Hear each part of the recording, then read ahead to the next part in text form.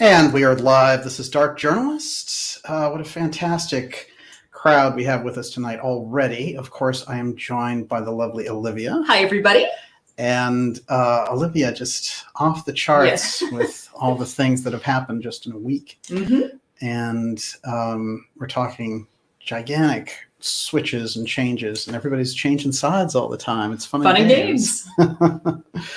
But we are seeing some remarkable things, and we've been, of course, focusing on all the UFO revelations that the government has been pushing rather insincerely, in fact, in concert with the media and with other intelligence factions, trying to create a narrative, get us all into that swamp, and then say, here's a UFO threat, and we get to take over.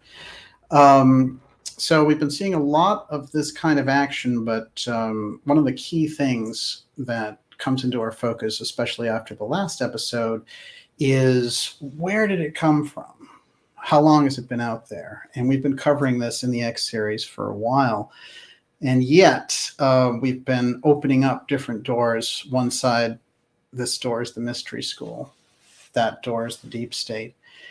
This door is early apotheum development. That door is X technology. So when we look at these different doors, we get kind of an idea of where we are in that hall of mirrors. And tonight we're going to go deep into the Cosmos Club in X Series 103, which is the Cosmos Club. These are the UFO visionaries, and they have a secret technology network that we're going to get into tonight and really show those connections in a way that has not been shown before, especially in relation to the Cosmos Club. I want to, it's great to have everyone with us. I want to remind you that we're going to, in the second half of the program, be taking questions. And you can ask your questions anytime during the show. Probably ask them in all caps because Miss Olivia can keep track of them. How are they doing out there? Doing great. I'm trying to catch up. Absolutely. One of the things I think, and so many fantastic recollections of the Cosmos Club have come in through email and messages of different people who've been there, or whose parents have been there, or some relative was connected with it, or some congressperson was remembered. And there's always these very fascinating anecdotes that are coming forward. So I'm very happy to see that. I'm getting a better feel for it the deeper we get into it. Although I feel that one of the key things that they've been able to do, just like the Bilderberg Group, is really hold that wall of secrecy with a second facade, which is, here's our humanitarian action, here's our meeting on this, here's a lecture on that. And then it provides them with the opportunity to get together as a group on the secrecy side and meet up with those key people. And those key people aren't just military people. You've got military people, intelligence people, people from the geology world, explorers, archaeologists, and scientists, all sorts of different fields, literary people, theater people. So we're talking kind of a full spectrum combination of people, and it's all been able to be done through this group. Now, one of the things I mentioned when I brought the Cosmos Club forward in the previous show was that I've long been looking at different groups who could be, the kind of symposium, the secret symposium around the UFO file. And there have been a lot of really good contenders in this, but they were all too scientifically based. And I always felt there has to be a broader handle on it, because you'd have to bring in not just the scientific community, you'd have to be working with the intelligence community.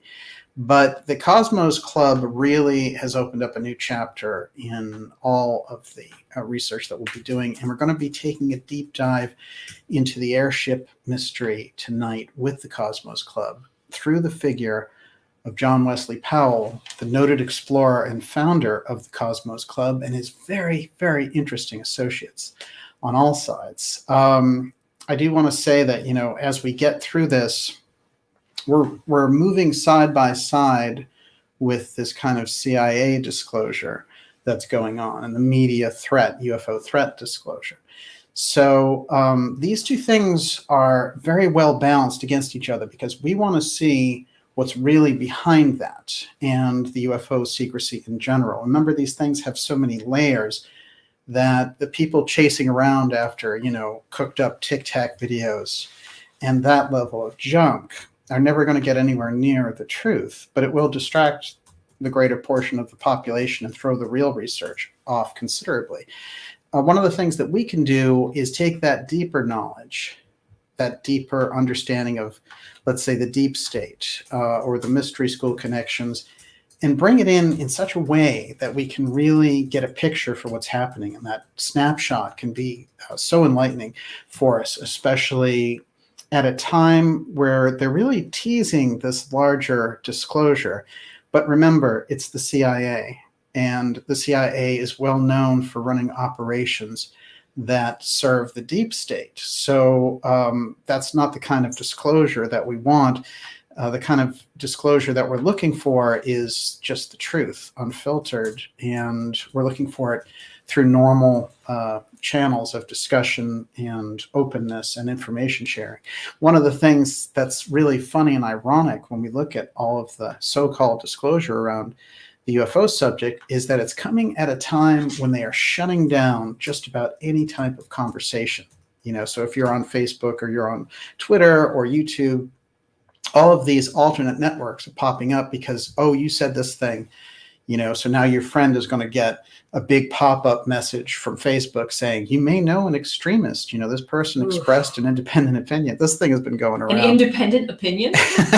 Exactly.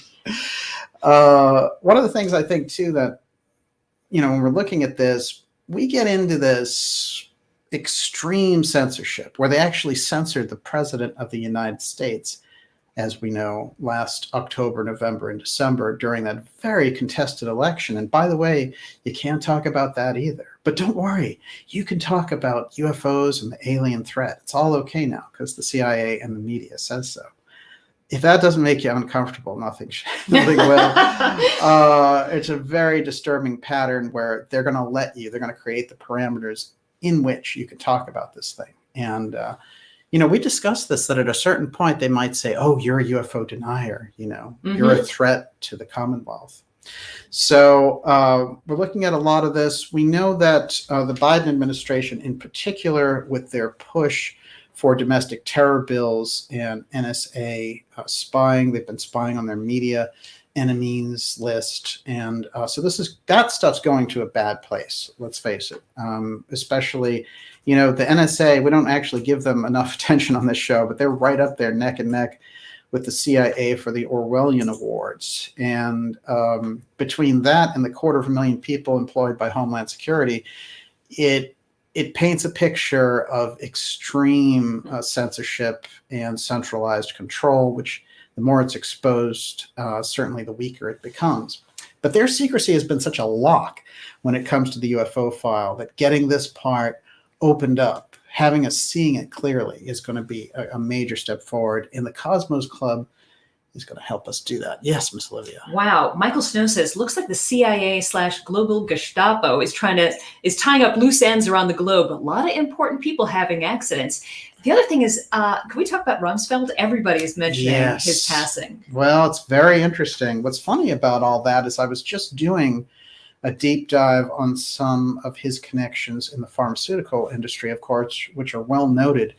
And I always recommend the work of Professor Peter Dale Scott if you want to understand the real gravity of the work that Rumsfeld did, who he was. And of course, he was the youngest defense secretary in history. I think he was 43 at the time, which is, and the second oldest, actually. But at the time, he was both the youngest and the oldest. And the only one to ever serve non-consecutively. That is, he's there in 1976 as defense secretary and then comes back in 2001. I mean, this is an unusual pattern, but it was to enact this whole continuity of government setup that he had created along with a number of individuals, including Oliver North, under the Reagan administration, even though he was a private citizen, pharmaceutical CEO at the time, which is quite remarkable. So Rumsfeld and Cheney get us close around the deep state. Very often with the deep state, it's hard to see who's who because they're all kind of a projection of this other thing. And very often you have to look through them in order to get to the real picture of who we're talking about here. Everyone, you're watching the Dark Journalist Show. I want to remind you, before we get started in earnest, to go to darkjournalist.com if you haven't already, and sign up for our free newsletter that keeps us in touch, especially with the massive censorship that we've been seeing. It's really, it's kind of a key factor for us to have that direct communication. And that's a free newsletter. You get it about once a week. It'll let you know the incredible shows that we have coming up for you this summer. Yes. Are you going to mention aspartame? Everybody's like, aspartame, aspartame. Well, he was part of CERL, and that whole organization, that corporation, was the front, really, that developed aspartame. So the fact that he got that through using his connections in the FDA and the government, and all of the incredible things that came out about aspartame and its cancer-causing properties later, he's really... What's interesting is he was sort of a triple threat, because he was involved with the pharmaceutical setup of our country and the world. He was involved with the continuity of government secrecy, which is massive. And then he's also involved with the incredible blunder of going into Iraq during the Iraq War to find weapons of mass destruction that didn't exist. But guess what? The CIA said that they did, because George Tenet sat down and said, it's a slam dunk. You have to go in there to get them. Well, they weren't there, so you went in there for nothing. And but the CIA said, well, it must have been bad intelligence, I guess, and they had those comedy videos of George W. Bush looking around under his desk for weapons of mass destruction. Those weapons must be somewhere. Yeah, that's really a way to run a foreign policy. So you can see that is just one of the many instances where the Central Intelligence Agency has led us down a certain path in the interests of financiers and military contractors and that aspect of the deep state that they sit in. So when they wander over to the UFO field, the first rule should be, don't deal with them. That's number one. Number two, look at everything that they say with a jaundiced eye. And number three, when organizations that have over 100 years of CIA experience come out and say, we want to hug you and welcome you into our UFO disclosure company, you just say no, right? So unfortunately, a lot of people have been jumping into that. But, there's some waking up that's going. Unfortunately, the people who deal around the UFO file, who are the researchers, and that's really the Leslie Kean, George Knapp, Dolan, that end of it, especially Leslie Kean, who, this is an interesting thing, actually. I was looking at this before we break into the Cosmos Club part. I was thinking about the Greys. You remember the Greys? They were the stars of the Alien show, all the way from Close Encounters. It's because everyone who was anyone was seeing gray aliens. They had big heads and big black eyes. And these were very compelling abductions. And when people would see them, they would land, they would get out, whatever it would happen to be, or they'd have deep psychological interactions with them. With some people, they would get abducted in their cars, right? The car would stop running, and then the Greys would come and get them and float them out. These stories went all the way back to Betty and Barney Hill. And they were pretty spaced out then. I think you could go from like Betty Hill, that's 1961 case, and you'd get a case maybe like 5 years later, and then Travis Walton, and these cases would filter through a little bit at a time, so that by the time you got to Communion and Whitley Strieber and all those revelations and the Greys really started to go mainstream, there was a foundation there, but it was built on really qualified cases, hypnotists, psychiatrists, reporters, researchers, all these people had looked at it. This thing that they've been running out with these beach balls are attacking our ships, and the Tic Tac is, all this kind of stuff. This is really trying to come out of the blue, and that's the hallmark, the signature, if you will, of a marketing operation. And that's the really thing we need to avoid in all this, because what they're selling is an alien threat. And that UFO threat will graduate to an alien threat in no time. And that's what they manage best. The 9/11 threat, the COVID threat. Oh, that means we get emergency powers. That means your constitutional rights get suspended. That means the Great Reset. is there whether you like it or not. And by the way, the climate emergency also gives us emergency powers. So there's a threat there too. Shucks, I guess you're just out of luck. All these threats, and we're the only ones who can help you. So that's the kind of thing that we need to deflate before it gets started in earnest. But I wanted to mention this because they put Leslie Kean out there as such a key front woman for this whole thing. And now she's writing a show. This really got me. It's on HBO Max. Okay. But she's writing a show about Lou, the courageous Lou Elizondo, and his courageous efforts to get the UFO file out. One of the things they always drop with her bio, they always leave it out, is that she was with Bud Hopkins for 10 years. They were a romantic partnership. And of course, Bud was the key UFO abductions person. He's the one who did the hypnotic regressions. He researched the cases.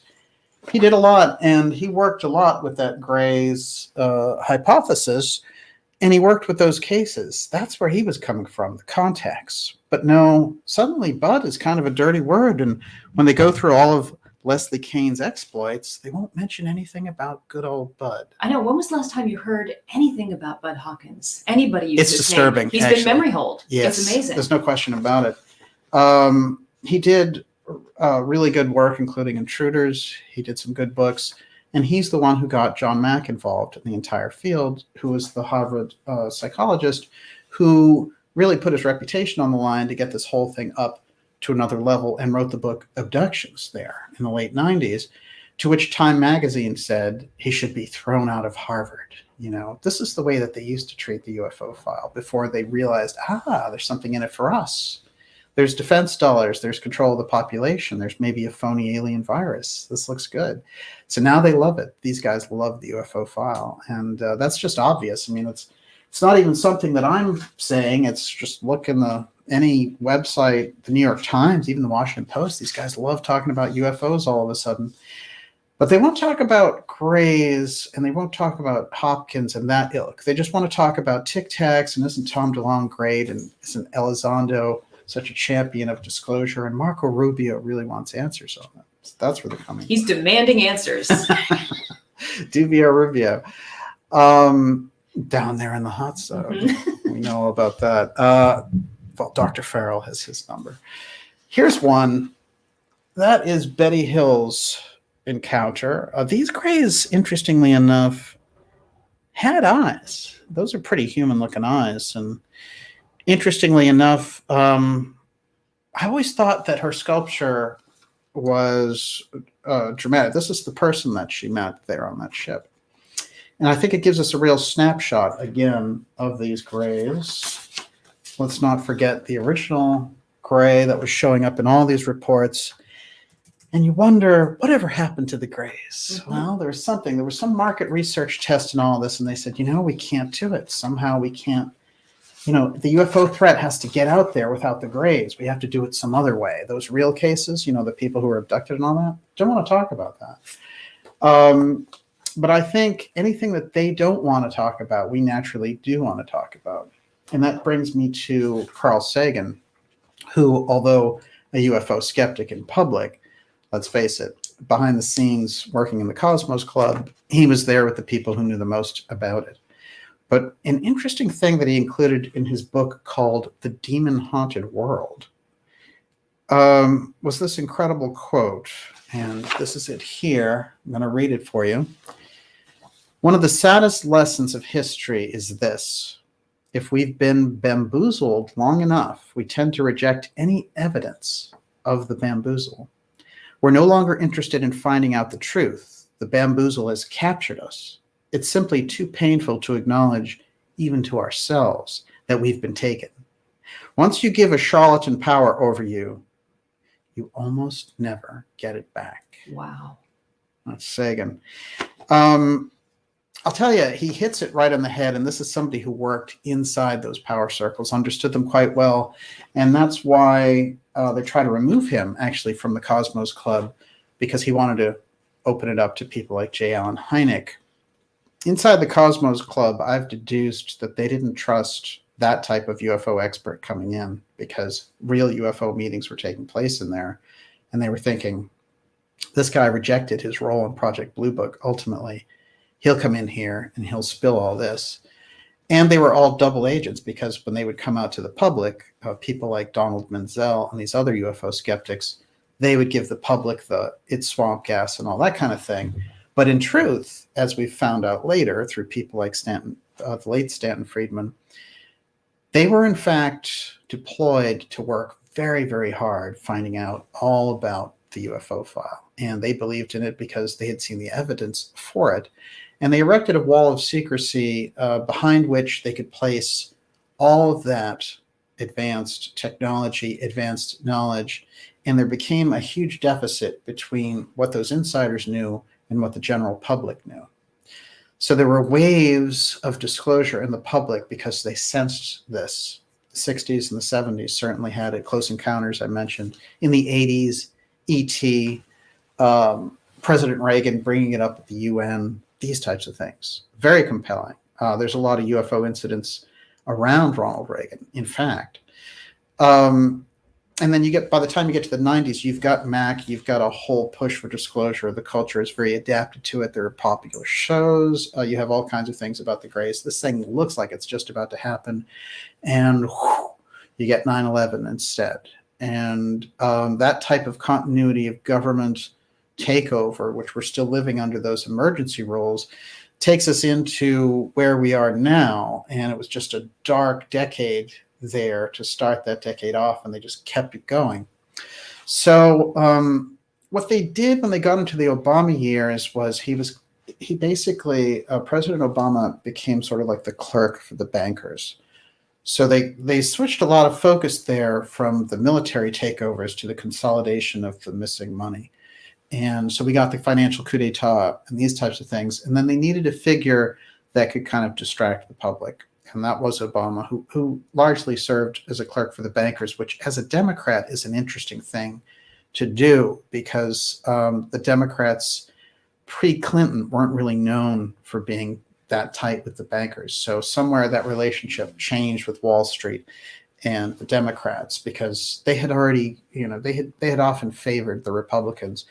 And so we sort of knew those two different power bases quite differently. Now the completely captured party is the Democratic Party and most of the Republican Party, with little outliers like the Libertarians in between there, maybe some independent moves among groups that favor a more democratic approach.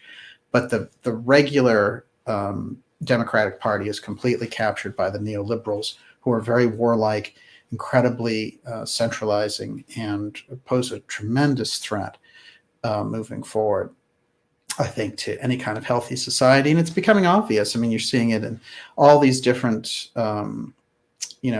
whether it's Joe Rogan or whoever it is, they realize regardless of what I'm doing, I might have a gigantic podcast or whatever, but these people are trying to censor my ability to talk about anything.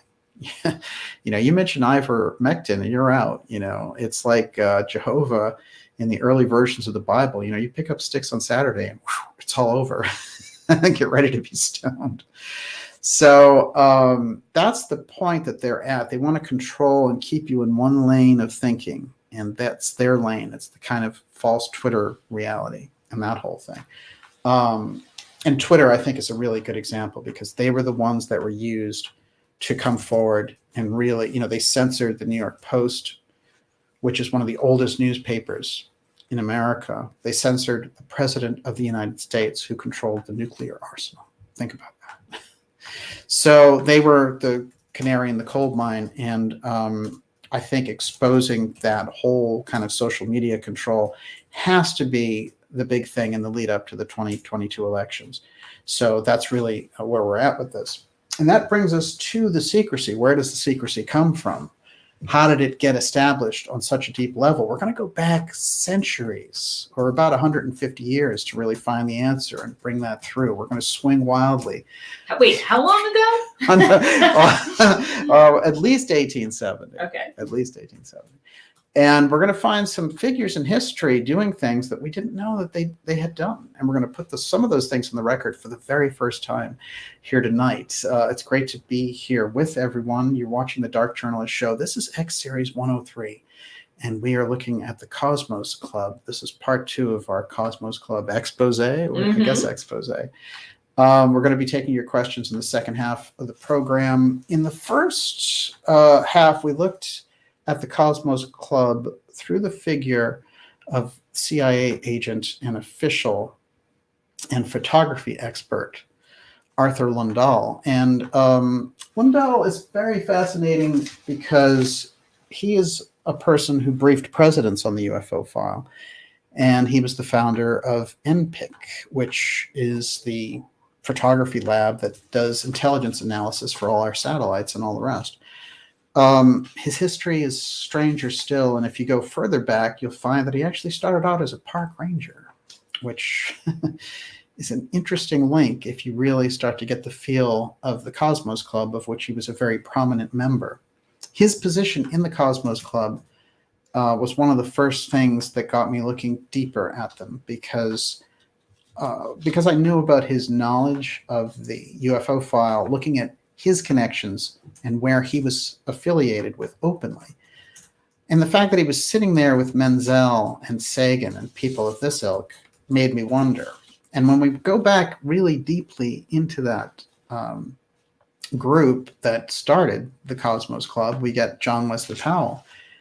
And you say to yourself, this is an incredible explorer, somebody who got us the Colorado River explorations, Wyoming, the Grand Canyon. He's so well known, and he did such great work in that regard. However, he's so hailed in his own era, and presidents need to be a part of his Cosmos Club, which again is kind of an unusual name for a group in the 1870s. And it is 1878 in which it was founded, along with his own deep interest in Native American shamanism, which would bring him to, for example, closely associate with the Paiute Indians and Wovoka, who is the mystic among the Paiutes who created the ghost dance with his fascinating visions.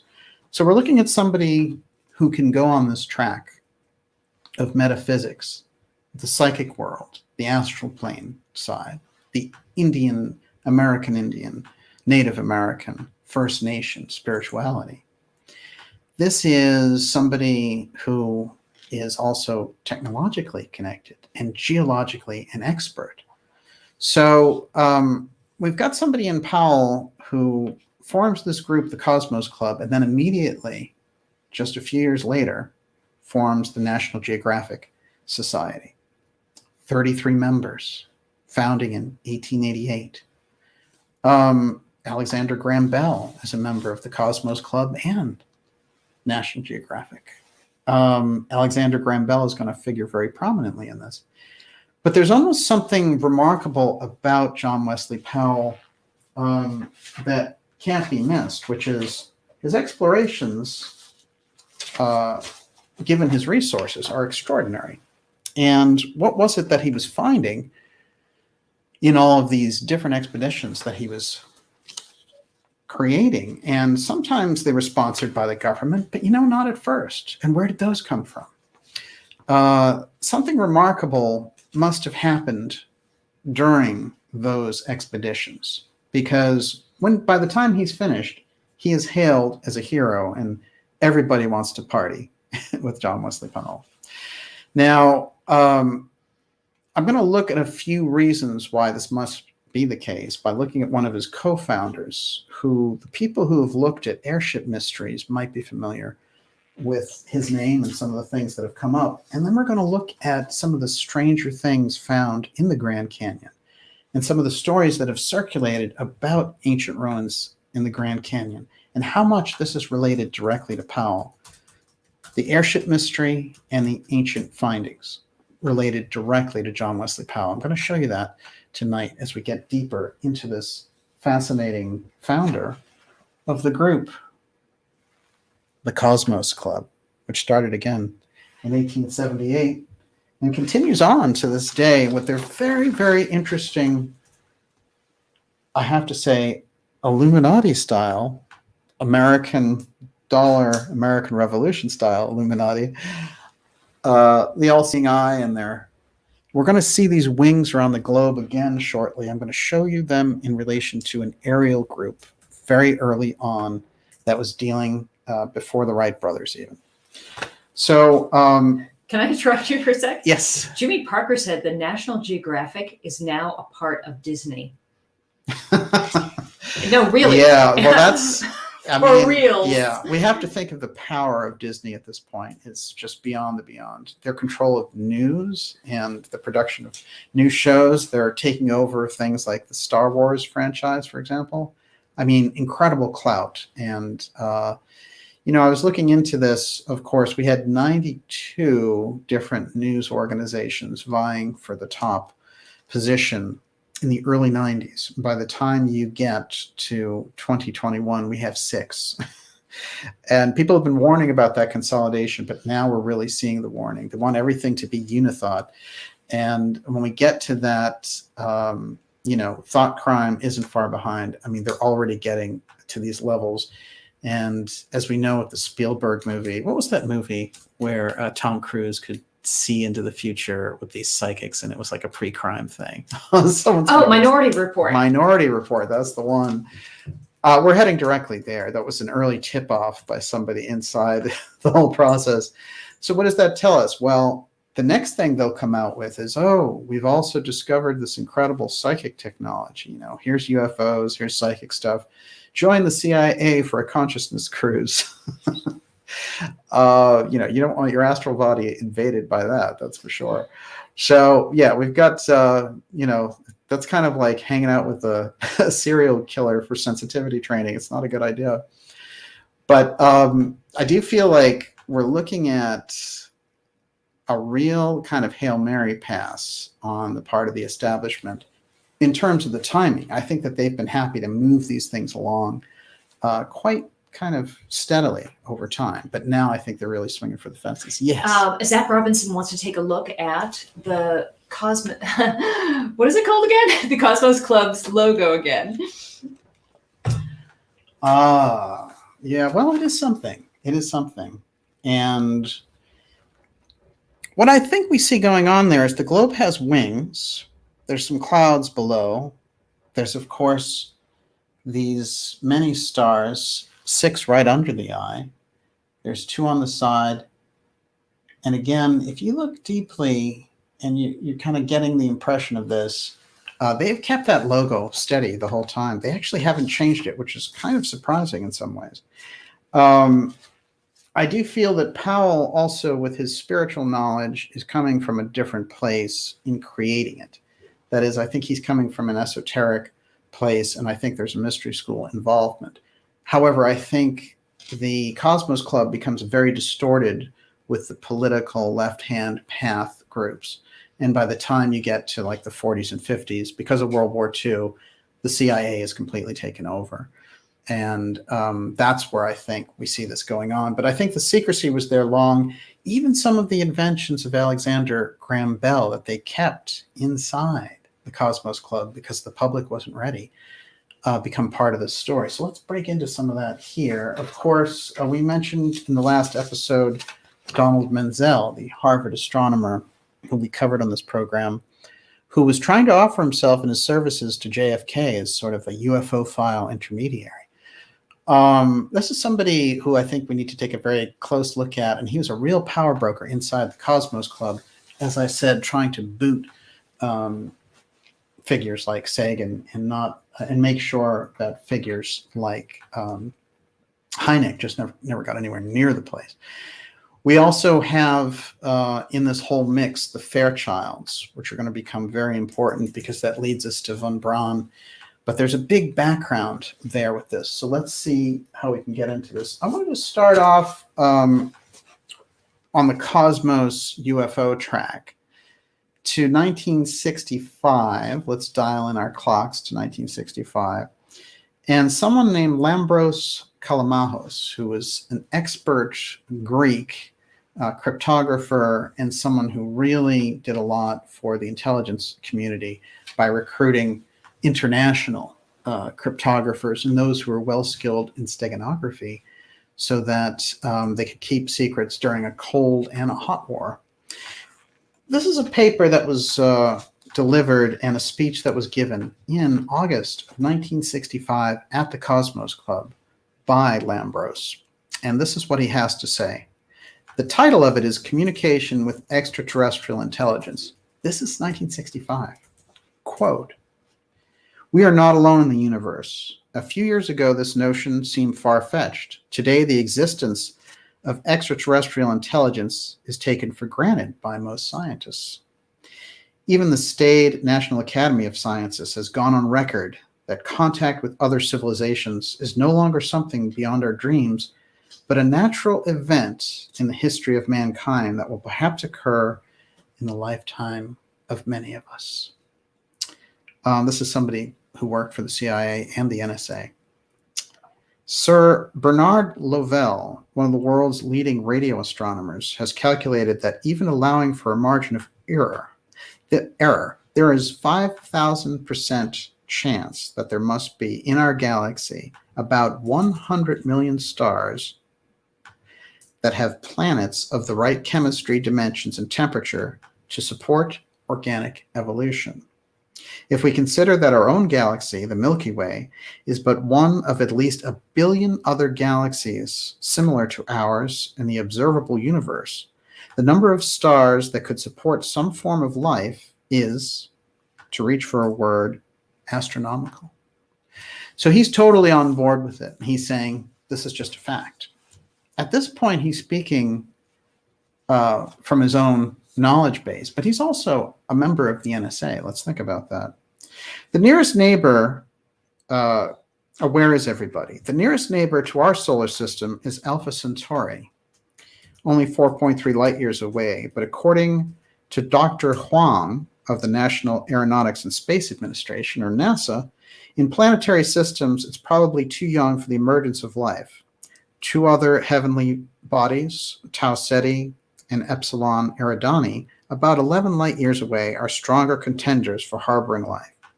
And so he goes through these various possibilities. And then he comes to a very interesting list of the possible dangers involved and what we need to look for. Self-destruction as a result of thermonuclear catastrophe or some other discovery which may have unpredictable and uncontrollable consequences. Genetic danger. He doesn't go very far with that. Does he mean interbreeding with aliens would be dangerous? Overproduction of information. Overproduction of information. Restricted capacity of the individual's brain, which can lead to excessive specialization with consequent dangers of degeneration. And finally, a crisis precipitated by the creation of artificially intelligent beings. So he's warning about AI. He's warning about associating with these aliens out there. And he's also warning about genetic dangers and overproduction of information. That is, when we interact with this other civilization, we'll become overwhelmed with what we can do. I find the paper, which is, again, Communication with Extraterrestrial Intelligence, and which you can find out there. Actually, it's listed still on the NSA website and on the Cosmos Club. They still keep it as one of their papers. One of the interesting things he did in there, too, is he showed the different signals that we were sending out there into space. And he also loaded up this speech with these various codes that we were sending out there. The reason I find all that interesting is if we were to take it from a point of view that he believed all this, we'd have to say, why is he saying it publicly? Because even though it's at the Cosmos Club, it leaked out, obviously. But as an NSA person, it would seem like a complete third rail. Well, it's kind of a trial balloon also, in some ways. It's to see how these people would respond to it as well. Would there be some academic interest? You know, during the 60s, they had these different things where they were like, let's look at what the public would do if they knew the ET reality was real. So they got on board with this at a certain point. But what it leads me to believe is that inside the NSA and these places like the Cosmos Club, it's very well known that there are, in fact, off-world civilizations and that the UFO factor is completely real. it's like second nature to them. So these types of things I think are proof of that. In fact, now the CIA presence at the Cosmos Club. If you go back to the founding of the CIA, you're going to find all the directors, Dulles and all the rest, spending the majority, well, I wouldn't say the majority of their time, but their public meetings in Washington, a great deal of them are taken up at the Cosmos Club. Their secret meetings, probably far more so. But here was an interesting one that floated out there. Since I mentioned Obama, let's look at his CIA director. And the name of the article written in the Washington Post is former CIA Director David Petraeus living at the Cosmos Club? This is the level at which the CIA presence at the Cosmos Club is known. These people actually, by the way, have the ability to live there. They have all these suites set up. It's not just meeting rooms and all the rest. You could actually live at the Cosmos Club. And if we go back far enough in time, we'll find some very interesting people living there, like the Wright brothers. That's kind of interesting.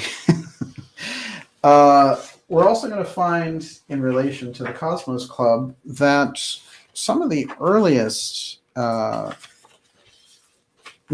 of moves towards space were all conducted by research there at the Cosmos Club. For example, NASA's first headquarters was the Cosmos Club. Wait, say that again? That's NASA, actually. Their first headquarters was in How there. long were they there? Do you know? Well, Or when were they there? It goes in that period, and so that they left maybe by 61 or 62. Okay. But just the fact that they were there, and that's where their essential kind of secret development took place, That's I think, incredible. after Sputnik, is quite remarkable. Okay, I told you we're going to fly through years at breakneck speed. Are you ready? 1920. Here's an article in the New York Times. Cosmos Club full of scientists. The Cosmos Club occupies the old residence of Dolly Madison, with some additions thereto, which have been recently purchased. All the scientists in the government's employment are members of the Cosmos Club, and nearly every scientist of note in America who lives at a distance from Washington is a non-resident member. The lectures which frequently are given at the club have an appeal for a scientist, but like those given at the Army and Navy Club, they have comparatively little appeal for the layman because they are strictly scientific, and Latin terms fly about like swallows just before migration time. There are women's clubs in Washington, and to many of them, Mrs. Harding has been called to membership. She takes an active part in the work of Congressional Club of Women, and so on. So in the 20s, it's well known that the bulk of the scientists there, anybody who's a scientist, is at the Cosmos Club. Earlier, we showed that Woodrow Wilson, for example, was a member, President McKinley. So even by this early period, they've really exploded and they've become a central haven. And the question becomes over and over again, what is it that makes it really the central group, especially on the science side? And we go back to John Wesley Powell again. What was it that he found out there in the Grand Canyon? Which takes us to a very, very interesting story, which maybe some of you have heard about Egyptian ruins there in the Grand Canyon. Now, this story has had uneven coverage, but there's no question, and I'm going to actually cite these as we go along, that Powell himself would name many of the different places that he would find there in the Grand Canyon, things like Osiris Temple, Isis Temple, Gateway of Horus. He's using a lot of Egyptian imagery for somebody who is just doing an American research project for geological expedition purposes. It doesn't quite add up, does it? The Osiris Temple, I mean, that's a really good one. You have to admit. Go ahead. Sorry, there's a great question. Lance Steele wants to know any known connection between the Cosmos Club and the Sonora Aero Club. Yes. Are we getting into that tonight? Yes, indeed. Okay. Indeed we are. We're going to find the airship mystery comes right into the heart of the Cosmos Club.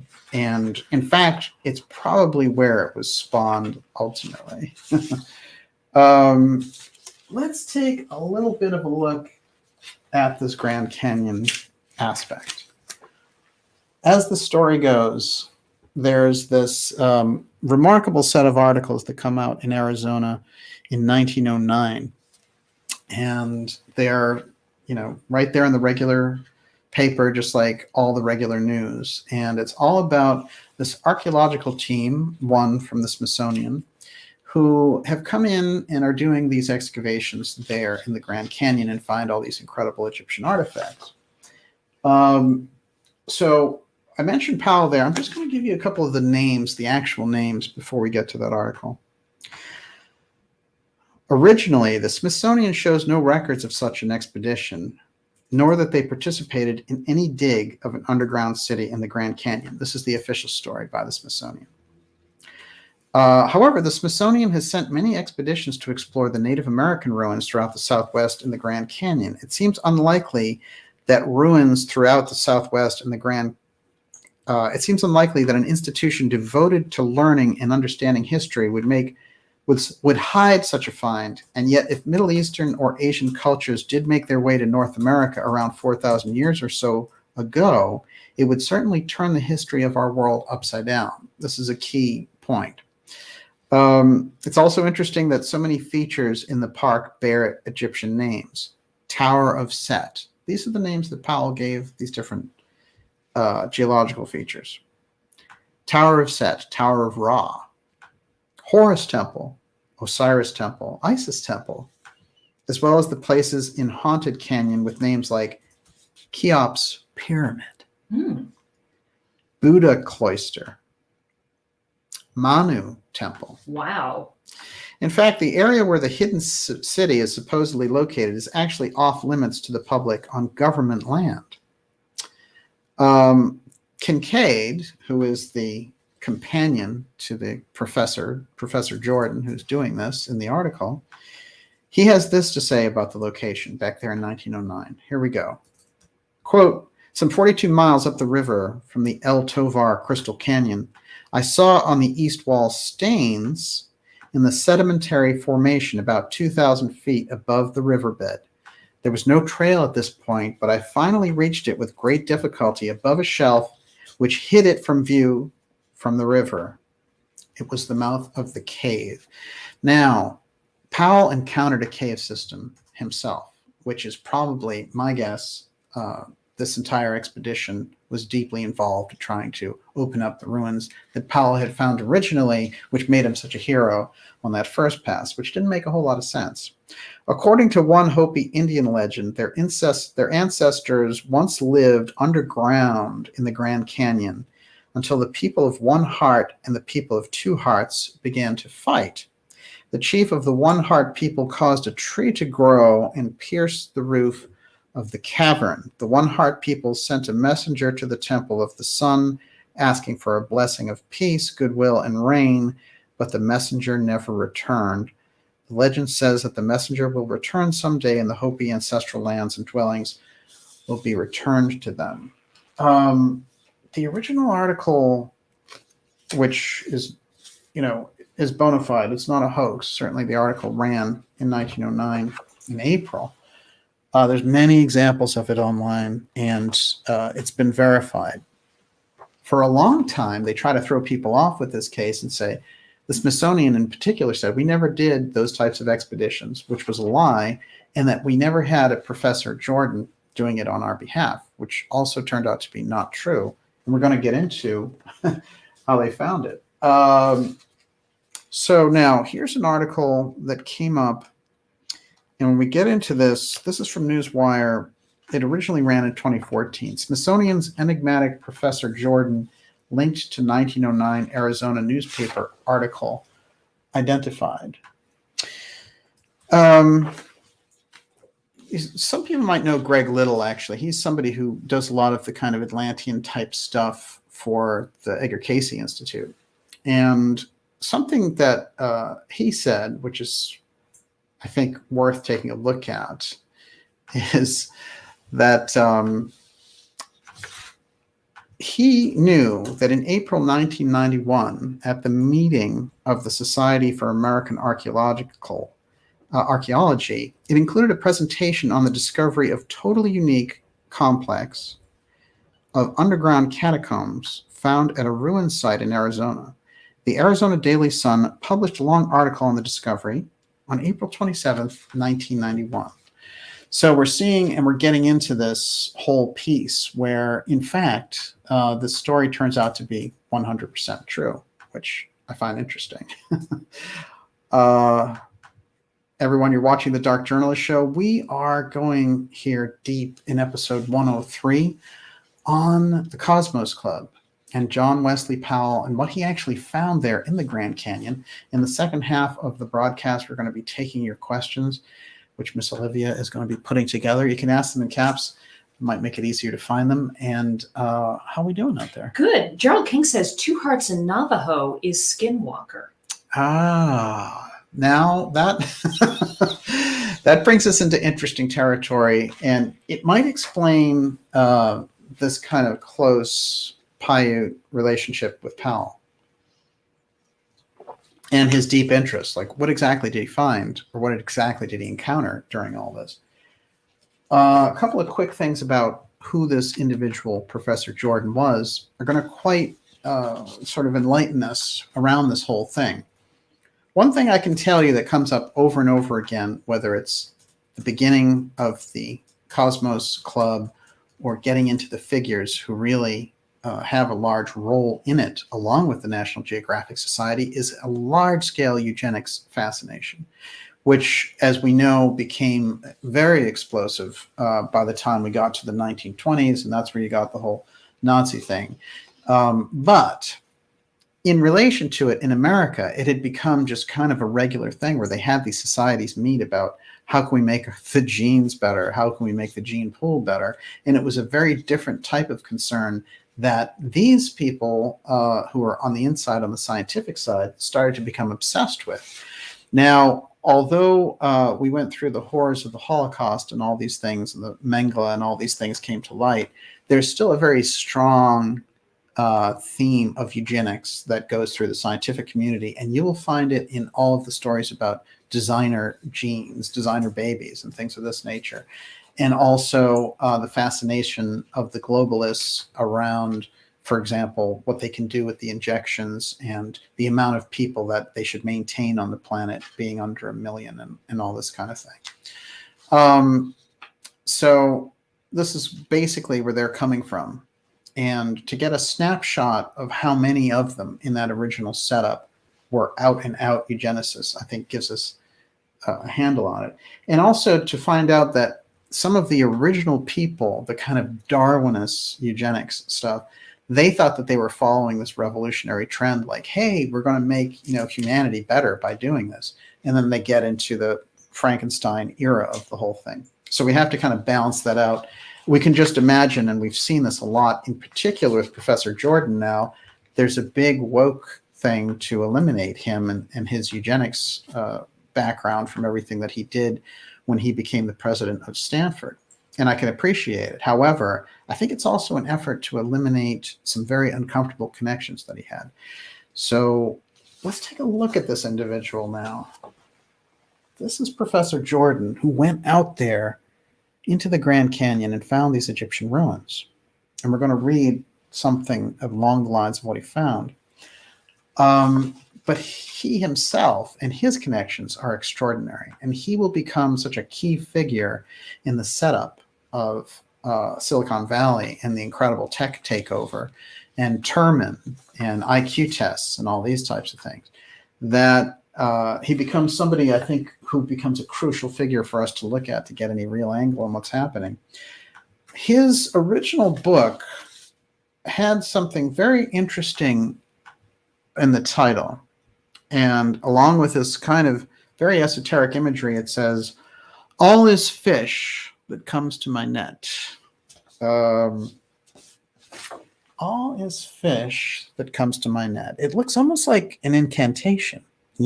Sort of like these things are coming my way. Big money's coming my way. Yeah, it's like a mantra. It is.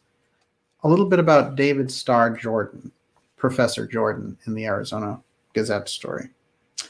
He was a leading eugenicist educator and a peace activist. Put that one together. He was president of Indiana University and then Stanford University, where I think he really makes his mark.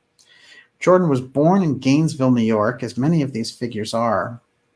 Not Gainesville, but upstate New York. New York really seems to be the center of power in that period, with California just coming up. Studied at Cornell University. Was part of some fraternities. He served as the director of the Sierra Club from 1892 to 1903. Over and over again, National Geographic, the Sierra Club, these things come up around the Cosmos Club members. In fact, most of the Cosmos Club, those presidents of National Geographic and the Sierra Club had been part of the Cosmos Club. Although well regarded for his peace activism, Jordan was best known for being a peace activist and an ichthyologist. There we go. He argued that war was detrimental to the human species because it removed the strongest organisms from the gene pool. Jordan was president at the World Peace Foundation from 1910 to 1914. This is fascinating. So before we get into World War I, here we have this eugenicist, president of the World Peace Foundation. This is somebody who also studied salmon, and he studied all kinds of sea wildlife. Now, he was an expert witness for the defense at the Scopes trial that same year. He was a listed member of the Bohemian Club, that is Bohemian Grove, and in San Francisco. He served on the initial board of trustees of the Human Betterment Foundation. I'm going to tell you a little weird side show about this, which is that foundation would become the root of recruiting people into Caltech because they wanted the best and the brightest. And that's where the whole Jack Parsons piece comes out in Caltech. But one of the interesting people that we get in that whole group is George Hodel. And we're going to be covering Hodel more in an upcoming episode. But I want to say this in relation to him now. He is the doctor who is associated with the Black Dahlia case. He was the prime suspect in that murder case of that young actress there in that period. So when we look at some of the eugenicist action and we see a lot of these very advanced medical types, we have to also be looking at this other piece, which is there's a kind of sadism that runs through this. And I wanted to point out right off the bat Hodel, because he's going to become a key player as we get deeper and deeper into these things. So I think that in terms of his background, that kind of gives us an idea. But what's missing? What's missing when we're looking at Jordan? Because how does he get into this position where he goes down and he finds these Egyptian ruins in the Grand Canyon? And is that the original Powell secret? Is that what we're looking at here? Did Powell find, in fact, an ancient Egyptian city in those caves? And did that mean that the Egyptians had come over here to America, which blows up the entire early American story? Well, hold on, let me throw something at you. Yes. Okay, so Kontiki Man wanted to know David Starr Jordan. Okay, with this, we don't know how to pronounce this. Ichthyologist. Yes. Okay. Any connection with pneumo-related findings? Interesting. It's a good question. Well, there's a big piece, actually, as we open up more on his biography here, what he's really a specialist at is going to become more and more important. And also, he published things like Fear of Race Degeneration. Oh. So this is somebody who really scientifically is looking deep at the human gene pool, which led him to some of his kind of strange eugenics-based arguments for peace, believe it or not, because he's like, war destroys the best that we have of the gene pool. Well, fine, if that's all eugenics was, then nobody would have a problem with it. But it goes, unfortunately, in the other direction. But you know what else he was the president of, don't you? Don't know. He was the president of the Astral Camera Club. Astral camera? Astral, Okay. as in theosophical astral. Is this sort of taking, Like taking pictures of auras or something? Exactly. Okay. It's in that ballpark. It's a Mhm. completely theosophical, anthroposophical style concept that he brings forward, and he gets together the best minds there at Stanford in this Astral Camera Club. So let's read just a little bit of this. He has something called the SIM psychograph. And remember now, he's the president of Stanford when he does this. In 1896, Popular Science Monthly published the following article. It was the heyday of X-rays, and David Starr Jordan thought up a jolly joke, which backfired, as many believed, and attempted replication. The Astral Camera Club of Al-Qalb was organized in November 1895 for purposes of scientific research through the medium of photography. The function of the club was the cooperative study of man's latent psychical powers.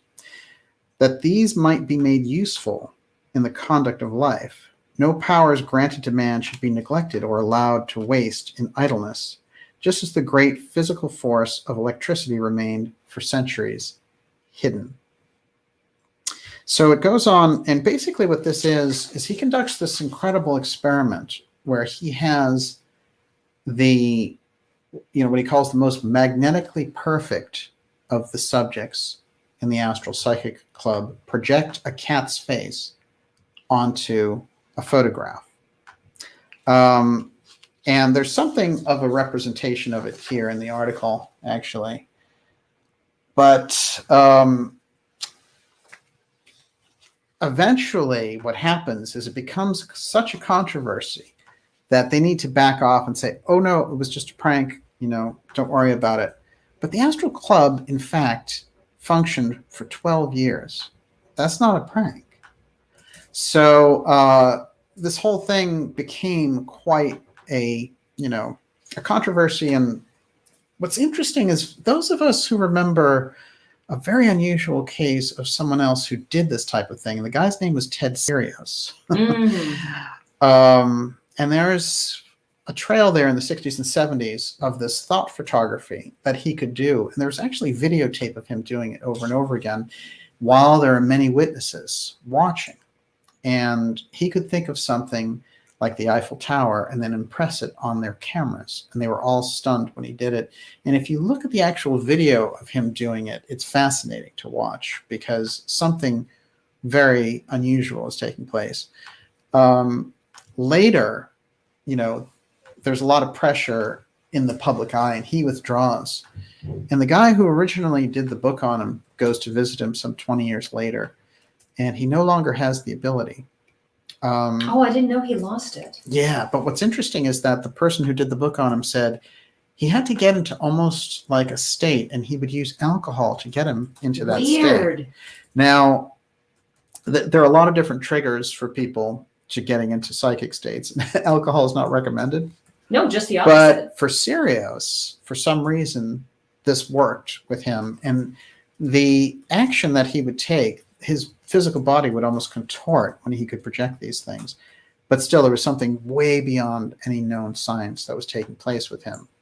And they got him off the front pages pretty quickly because he was not, this wasn't like a bending spoons kind of thing. Like, yeah, maybe that's happening, maybe not. This was really something that was undeniable.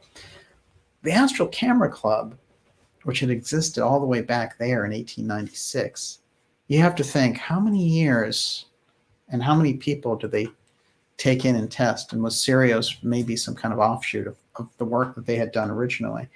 That's the kind of stuff that Jordan was into. Starr Jordan is a very unusual character. We don't know enough about his history, but he's involved, again, with the Scopes trial. He's involved in a strange murder case where they think, well, did he cover up this murder? And in 2003, information about this murder came to light. We don't know. I mean, I don't think there's any real answers on that. Oh, I have a bigger picture of the cat face. You like this? They projected the astral cat. There he is. And maybe you, with your cat fascination, can get a pretty good. That's I love the whiskers. It's so cute. Actually, it looks like the otters I was looking at last night. Oh, look. This, oh, I see. It's actually superimposed. There's two cats in there. There's a big face and then its yes. profile. I think, let me take one quick Okay. look at that again. I'll show it to everyone one more time. It is, it is an interesting example and easy to call hoax and all the rest of it. However, the existence of the club and their experiments for many years is on the record. So we have to be thinking, this is somebody who invites swamis to give lectures there at Stanford. This is somebody who's interested in theosophy, who talks about Devachan and Kamaloka and concepts associated with anthroposophy and the Tibetan Book of the Dead and things like that. So, I see that we're looking at somebody who is taking us into the academic realm of using the metaphysical reality. And that's why I think he shows up in the story at Grand Canyon. And that lends more credence, I think, to that story. Let's get the kind of official lowdown on him to answer the other person's question. Okay, so he's born January 19th, 1851. He dies in 1931. He's the founding president of Stanford, and we know Stanford becomes the very hub of Silicon Valley eventually. He serves in that capacity from 1891 to 1913. The Camera Club, the Astral Camera Club, is from 1896 to 1912. Starr was also a strong supporter of eugenics, as we mentioned. His published views expressed a fear of race degeneration and asserted that cattle and human beings are governed by the same laws of selection. Hello, cattle mutilation. But he was an anti-militarist since he believed the war killed off the best members of the gene pool. He was born in Gainesville, New York. We mentioned this earlier. He was inspired by Louis Agassiz to pursue his studies in ichthyology. This is the thing. He was a pioneer in a class of undergraduates at Cornell University and had a master's degree in botany. As I said, he's actually well known for his salmon studies. He wrote in his autobiography, The Days of a Man. During the 3 years which followed my entrance as a belated freshman, I completed all the requirements for a degree of Bachelor of Science, besides about a year or two advanced work in botany. Taking this last into consideration, the faculty conferred on me at graduation, June 1872, the advanced degree of Master of Science instead of the conventional bachelor's degree. It was afterward voted not to grant any second degree within a year after the bachelor had been received. I was placed quite innocently in the position of being the only graduate of Cornell to emerge with 2 degrees into 1. So he has some fascination with Wyoming and the country of Wyoming and the wildflowers there. And that is this very interesting crisscross because of all of the Powell studies there in Wyoming. And I think that's what gets him involved around Powell's work. In fact, he was accepted into the Natural History faculty at Indiana University, Bloomington, as a professor of zoology in 1879. His teaching included his version of eugenics, which sought to prevent the decay of the Anglo-Saxon Nordic race by limiting racial mixing and preventing the reproduction of those he deemed unfit. Interesting that he brings in Nordic, and we see so much of the Nordic type alien aspect there. I always am looking for these types of keys when we're looking at these individuals. So we get into various parts of his life looking at that very interesting expedition he did with someone from the Smithsonian. Now, it says here that he may have a role in an apparent cover-up in the murder of Jane Stanford. In 1905, Jordan launched an apparent cover-up of the murder by poisoning of Jane Stanford. While vacationing in Oahu, Stanford had suddenly died of strychnine poisoning, according to the local coroner's jury. Jordan then sailed to Hawaii, hired a physician to investigate the case, and claimed she had in fact died of heart failure, a condition whose symptoms bear no relationship to those that were actually observed. His motive for doing so has been the subject of speculation. One possibility is that he was simply acting to protect the reputation of the university, since his finances were precarious and a scandal might have damaged fundraising.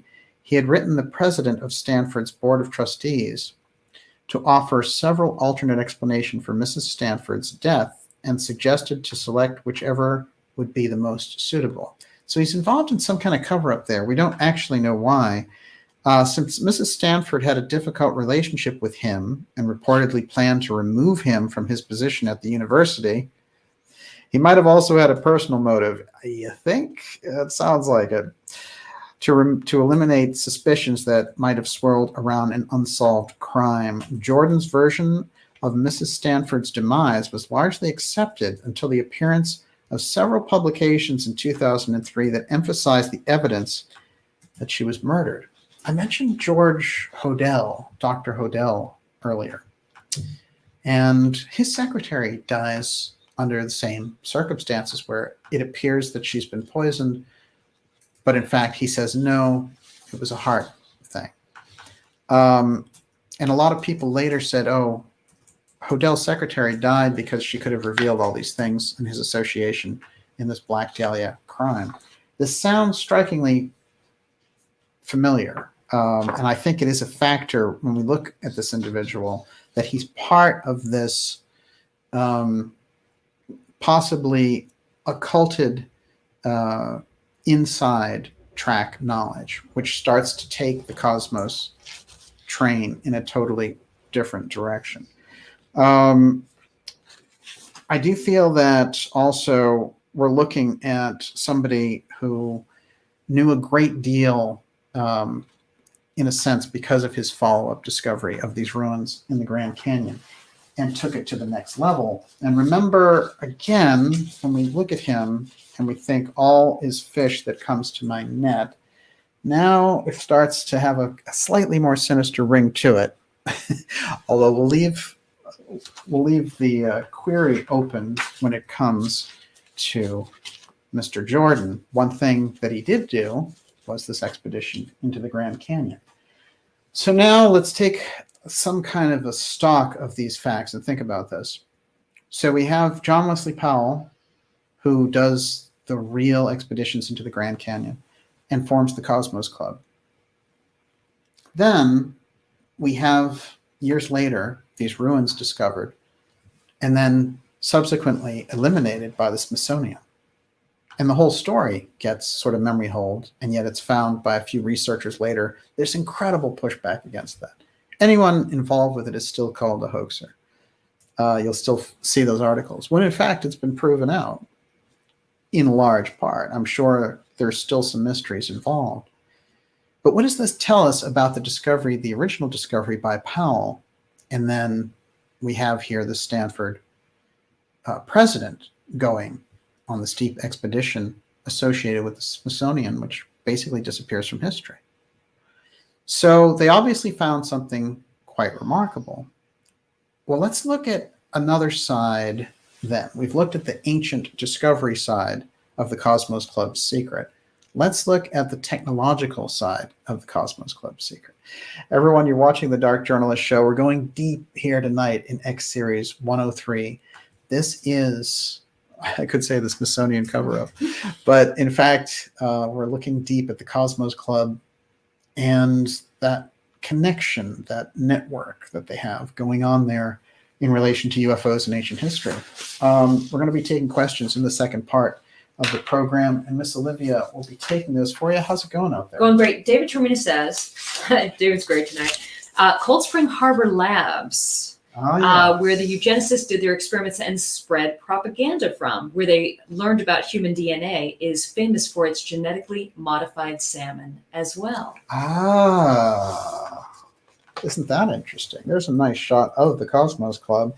That's a good point, and Cold Spring Harbor has come up a few times in researching this, so I'm glad that you're on it. I think that this idea of experimenting with the food chain, which takes us into things like Monsanto, but it also takes us into that, kind of corporate world manipulating GMO world, the kind of toxifying of the human race and the real strong need for a return to nature, a return to organic products. And now we're seeing the kind of the Jeff Bezos types taking over Whole Foods. That was very disturbing right off the bat. One of their stores now in Texas is completely run by robots. It's I didn't totally know that. automated. Yeah, it's the first of its Oh, kind. that's horrifying. Well, this is where they're going with it, and it makes us wonder when we're looking at this, what they're going to do with the food production aspects involved there. Bezos, I wouldn't trust at all because he's part of this Davos Bilderberg crowd. But, you know, he stepped down as CEO from Amazon, and he is now, you know, really gung-ho on his Blue Origins exteganography trip to space and establishing a moon base and competing with our friend Elon Musk. So there's a lot of weird things going on, but we're going to look at actually at an early Elon Musk character here in a minute. Also, I have to say, though, we're in such a period that, you know, we have to take almost everything that we're hearing in the public with a grain of salt, which puts us in a weird position because I think that's been true to a degree most of our lives anyway. But it is so much more true now that the things that they want to tell us in relation to space, in relation to space aliens or UFO threat, or in relation to climate change or whatever, it has to be looked at all with complete suspicion and verification. So I've thought over and over again about these kind of citizen panels and citizen groups that could act as intermediaries between the political process and the things that people actually want, because the political representatives can't do it. They're all under the pressure of the lobbyists, and unless you throw that whole system out, it's going to be very difficult to get the will of the people back in there. So we need to be thinking about solutions along that line.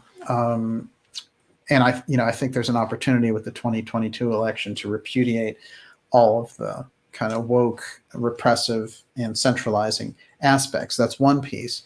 But I think I don't think that the political system serves where we're at in terms of looking at this and the type of pushback that we need against this very, very corrupt Davos kind of worldwide squeeze. Call it the globalists, call it the deep state. They're actually, all terms are applicable there.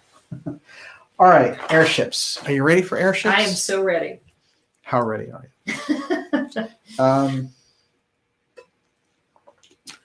Cosmos Club and airships. Well, one of the key figures associated with the airship mystery of 1897 is a figure named Samuel Eskew Tillman. And he's this gentleman who shows up in a very interesting context in relation to that, because he basically has to land his craft. Let me back up for a moment and say that these mysteries from 1897 come from, again, a series of articles that got out and sort of ahead of the official story, that if later they would try to get rid of them and say, oh, somebody just made them up. Exactly like the Grand Canyon Egyptian ruins story, which, you know, is the kind of thing that they need to do to get rid of the record. But there were so many sightings of this from New Orleans to Chicago that, you know, nobody could get around it. And some of the drawings of these things are just remarkable. These things would just show up over a town. And in Texas in particular, they had said one of them had crashed and so on. There's early versions of this as well. Now, officially, there was nobody flying anything in 1897. So the obvious question is, who were they? And if they were off-world visitors, then these were very early UFO sightings, obviously. However, of course, I believe there were UFOs flying around in every century that were off-world. But I think that many of the sightings of the UFO mystery in 1897 had to do with, again, trial balloons of seeing how the public would react to these things. And I think technologically, as has been shown through the work of people like Jim Marrs and Joseph Farrell, for example, this type of technology existed if you knew where to look for it. The various aero clubs. And that all the work around Delshau, so many authors have tackled, and the Aero Club that he was part of, obviously, we've done shows on that here in the X series. So this is going to tie directly into that as a matter of fact. But let's find out a little bit about Tillman. Tillman was an astronomer, engineer, military educator, co-founder of the Cosmos Club. In the stories around this, what came out, it's a Dallas Morning News story. There's a sighting of one of these ships over Stevensville. And what cracks me up about this is, if you look up Stevensville, it's well known for a large-scale UFO sighting close by to George W. Bush's ranch when he was president. And in that period, it's like one of the most significant UFO waves that takes place. But this story is from 1897. We're going back over 100 years on that, and it's Stevensville again, which is making me wonder about the area itself. Here's the story. The airship is very much as reported by the news. It consists of a cigar-shaped body about 60 feet in length. The motive power is an immense wheel at each end, in appearance much like a metallic windmill. It is driven by an immense electric engine which derives its power from storage batteries. The crewmen, Earthlings, it sadly turned out, gave their names as S.E. Tillman, Samuel S.Q. Tillman. I lost his picture already. S.E. Tillman, he's one who was identified, and A.E. Dolbear. A.E. Dolbear, just keep this in mind. He is Alexander Graham Bell before Alexander Graham Bell by about 10 years. Physicist. They explained that they were on a test cruise in compliance with a contract they held with certain New York capitalists. They are confident they have achieved a great success, and within a short time, navigation in the air will be an assured fact, said the farmer. The group came out and was observing them, in fact, and they had to tell them, oh, stand back, we're charging this thing and we're going to take off. So there were a lot of witnesses to this. But they did, in fact, identify themselves because whatever contract they had, they probably assumed this stuff was going to be public soon and they'd be heroes. Didn't turn out to be the case. However, what has never come up in relation to this is, again, the Cosmos Club is right in the middle of it because we have the co-founder of the Cosmos Club, S.E. Tillman, riding in an airship in 1897.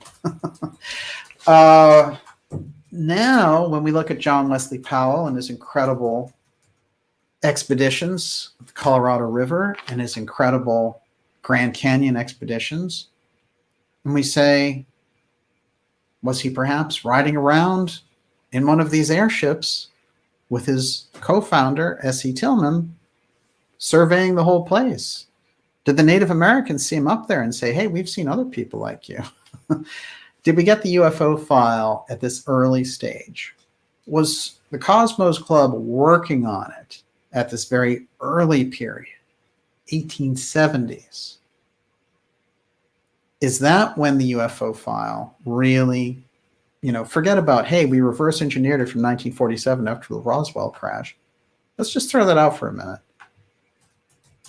If they were doing airships here and they were using them as part of this, and then suddenly Powell becomes an incredible, everybody wants to be with Powell, including presidents, senators, scientists, everyone who's anyone. And the Cosmos Clubs get founded, and then National Geographic right after it. And then all those presidents and all those people that are associated with the National Geographic Society, Alexander Graham Bell, for example, who starts his own experimental aerial club, as we're going to find out. Does this start to make more sense? And then we think, wait a minute. We've got now Star Jordan going in and finding Egyptian ruins and walking in the path of Powell. We have Powell naming all these ruins, all these different land formations as Osiris and everything else. Again, Egyptian characteristics, Egyptian names. So if we can get our heads wrapped around this a little bit, it might make a lot more sense when we get to the incredible wall of secrecy period in the 40s and 50s around this, and then the incredible push that they're doing around the threat part now. This is why we need to kind of jump centuries in order to understand what's going on. Everyone, you're watching the Dark Journalist Show. This is X Series 103. We're going deep here with the Cosmos Club, and now we're going deep with S.E. Tillman and the airship mystery. Let's read a little more about this mystery. We're going to be taking your questions pretty soon here. How are you doing out there? Great. Nene says, this is so fascinating. Let me grab this. Yeah. Does that fish/monkey pic look a lot like the Masonic pic with the pillars on either side to you? Also, many memes going around with peeps covering their eyes with fish heads, like really interesting. Ah, that is really interesting. Yeah. Well, what is up with this? Why would you? I mean, that's such a weird meme. What are they telling us? It is. I mean, we're deep in Masonic territory with all of these figures, in fact. So they all have Masonic connections for sure, which was pretty typical when you got into any position of merit in that period, and doesn't automatically make them deep esotericists or even deep insiders. But if they are a deep insider and they're on that deeper level of Masonic knowledge and connections, then it does open up, I would say, their imagery a lot. I found the image on Jordan's book, it looked kind of like, it looked almost like a conjuring type imagery. So, it's a kind of grimoire in a sense. And I think that that's where we're seeing this, that's the kind of thing that I'm locking into with him. I also am getting a naturally supernatural, I get more of the supernatural part when talking about the astral camera thing with him, but those people I'm feeling have a very supernatural twist. When you get to the CIA part, I think they study it, and I think they want to use occult powers there later, but I think that these people were really deep in it. The Powell working with the Paiutes and things of this nature. And I even think Tillman, I don't see them as black magicians at all, actually. I think that they were probably opening up to all kinds of different types of things. And I think that the group, the Cosmos Club, was run over a cliff by these more negative things. I think it got co-opted, as did other groups, by the way. There's a point at which Ouspensky, when speaking of Theosophy, actually, no, it's Rudolf Steiner talking about it, and how at its cradle stood true initiators of the Theosophical Society, but that by the time you got to 1909, it had become the plaything for all types of different occult forces. And this does happen. Once you break through a level, you need to maintain that level. And you become the target of these darker groups who like to co-opt the whole thing. And we've seen that. We saw it with the Golden Dawn and Crowley, for example. So these are the things that you're always kind of competing with.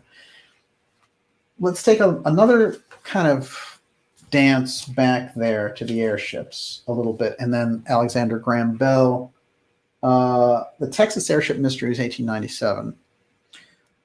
There's an article here from a blog, and it's Tech Today. And he just said a few interesting things that I thought I would follow up on. There were a few dirigibles around in 1897, but they weren't very common, and they weren't very sophisticated. So is this thing some guys saw after a late night drinking really a UFO? The New Orleans Picayune was the first to report on April 27th, 1897, that a gay crowd going home, of course, gay meant happy in those days, about 1:30 in the morning from a party, was treated to a strange sight coming from the western heavens. The spectacle consisted of a massive airship, the first story being of a balloon shape, and then the undercar being of a conical or cigar form, basically a large cigar shape. At first seemed to be faintly animated spark, but grew brighter as it got nearer until its entire form was clearly perceptible. The Picayune claimed it was evidently a machine of unique invention and bore striking resemblance to the movement of some huge bird. It was visible, though, at about 1,000 feet high. Now, what happened was this sighting, it travels through all the states. And so when they go back and look at those newspapers, all they have to do is track the date, and all the newspapers come up with the same story, including Texas. So there's been great research done on the airship mystery, and I highly recommend everyone check it out. But I want to look at it now in context of what we found out about Tillman being the founder, along with Powell, of the Cosmos Club, because that brings everything in a totally different light. And that really, I think, is where we're going with this. If Tillman has access to that type of technology to fly across the United States, and if basically no one else is doing that, and if we look at his connection with Powell and we see all the incredible things that Powell was able to do, I think we click in dramatically with the idea that Powell was using the airships for his incredible expeditions. And that is the foundational secret of the Cosmos Club, along with his discoveries and ruins. You know, there's also the idea that, is it possible that these people, as we have the Roswell story, but we set it back about 100 years, discovered a crashed craft? All of these things, I think, come into play, certainly. And we have to now look at the Cosmos Club as an instant secrecy level that they have with it, which is why by the time you get to the 1940s and 50s, they have incredible, coders and steganography people. The guy that I started off with, who's talking about the fact that ET are real, and he's an NSA guy, and he's a master coder who goes around during World War II recruiting all these coders for the United States from different countries. And it becomes the foundation of our ability to do this. So a lot of this, and when we talk about, you know, the foundation of this series is X-steganography, it is, in fact, the steganography, the coding, the hidden aspect of this that we're looking at, and we see it so palpable there in the Cosmos Club. All right, let's do a quick jump to Alexander Graham Bell. Well known, as everybody knows, as the inventor of the telephone. In fact, the person who was flying around with Tillman, however, he actually had some of the earliest patents for the telephone. And it became like the patent office had to approve Bell over this other stuff that was hanging out there for 10 years by this other character who was flying around with Tillman. But nonetheless, Bell was a genius, and he was from Scotland, and I'm sure as we get into his ancestry and the Masonic ties there, this something really dramatic, but he certainly was a true genius. And he was obsessed because his mother and his wife were deaf with solving that particular issue for humanity. And I think that this is a deep piece of how we get him working as such a genius. But although he's known for the telephone, he actually is incredibly concerned with experimental aircraft and has his own aircraft team studying this particular issue. Now, he would get involved and look at this from a totally different angle. And what he saw and the research that he did around it had to do with tetrahedron and these whole types of patterns and how they would fly. And he created all of these types of craft, which if you think of them as very early versions, you can see later look a lot like UFOs. And in fact, there are many articles going back into his aerial work where after the UFO craze hits, they say, hey, look, you know, Alexander Graham Bell's aerial stuff kind of looks like UFOs. Isn't that interesting? But I think that Bell, there's one in particular that he has here. There's another thing that we need to say in relation to him, which is that all of his sort of, you know, in-laws and the family circle, they all get involved around either the National Geographic Society, the Smithsonian, or the Cosmos Club, or all three. So Bell is like a central figure. And then Bell becomes very interested in the Wright brothers. And then he takes the Wright brothers and brings them to the Cosmos Club where they stay. So we've got flight deep, deep in the Cosmos Club. This is what they're very concerned with at a certain point. And one of the kind of fantastic people that comes out of this period later is someone who we're going to cover in a moment, who is Sherman Fairchild, who is great friends with Howard Hughes. And both of them are in a race to create the ultimate flyer and then ultimately the ultimate space contractor. This is a piece, I think, when we're looking at it, that we can see the foundation of our space program. And remember again that von Braun worked for Fairchild, and that Fairchild becomes sort of the central point in that space leap. But what was he doing in the early days? Well, he was the one who figured out aerial cameras and how you could do aerial archaeology, having those cameras on those planes. So we're getting, when we look at these figures, we're starting to see one that we're looking at ancient archaeology taking a huge jump here, because we have archaeologists before hunting around on the ground. Now we have planes that can do it. And then one of the things we're starting to learn when we look at these groups, people like Lindbergh, what did they do when they weren't working or sailing across the Atlantic? Well, they were flying over Mayan ruins. They were flying over the hot zone to see what they could find about ancient civilization, and the Maya in particular. And the Maya comes up over and over again in relation to all of these different people. So we have to kind of start to look at this as, you know, these groups and these people having a certain knowledge about something, and then when they get deeper into that club, they get more knowledge. So when we think about the UFO file and we think about the deep meetings at the Cosmos Club, we start to really open up to this idea of how much do they know. And with that, Miss Olivia, I'm going to go into your questions. My head is dizzy with all of this. Okay, so I'm just going to throw them at you. So Kontiki Man says, is DJ implying they were experimenting with ancient flying tech after the Grand Canyon expedition? Well, this is what I think the question has to be raised, because if they're finding all this Egyptian stuff, in one of those explanations, they say there's all this gray metal in these cave caverns, and then they come up to like Egyptian mummies, and then they describe these other things that sound, it's clearly hieroglyphic. It sounds like a typical Egyptian temple inside of a cave. But I thought the metal was interesting, and they said it resembled plutonium. Remember, these are geologists as well. So whatever it is they're discovering in relation to this, as they get called in scientifically as a group to study these things, geology might turn out to be perhaps one of the most important expertise.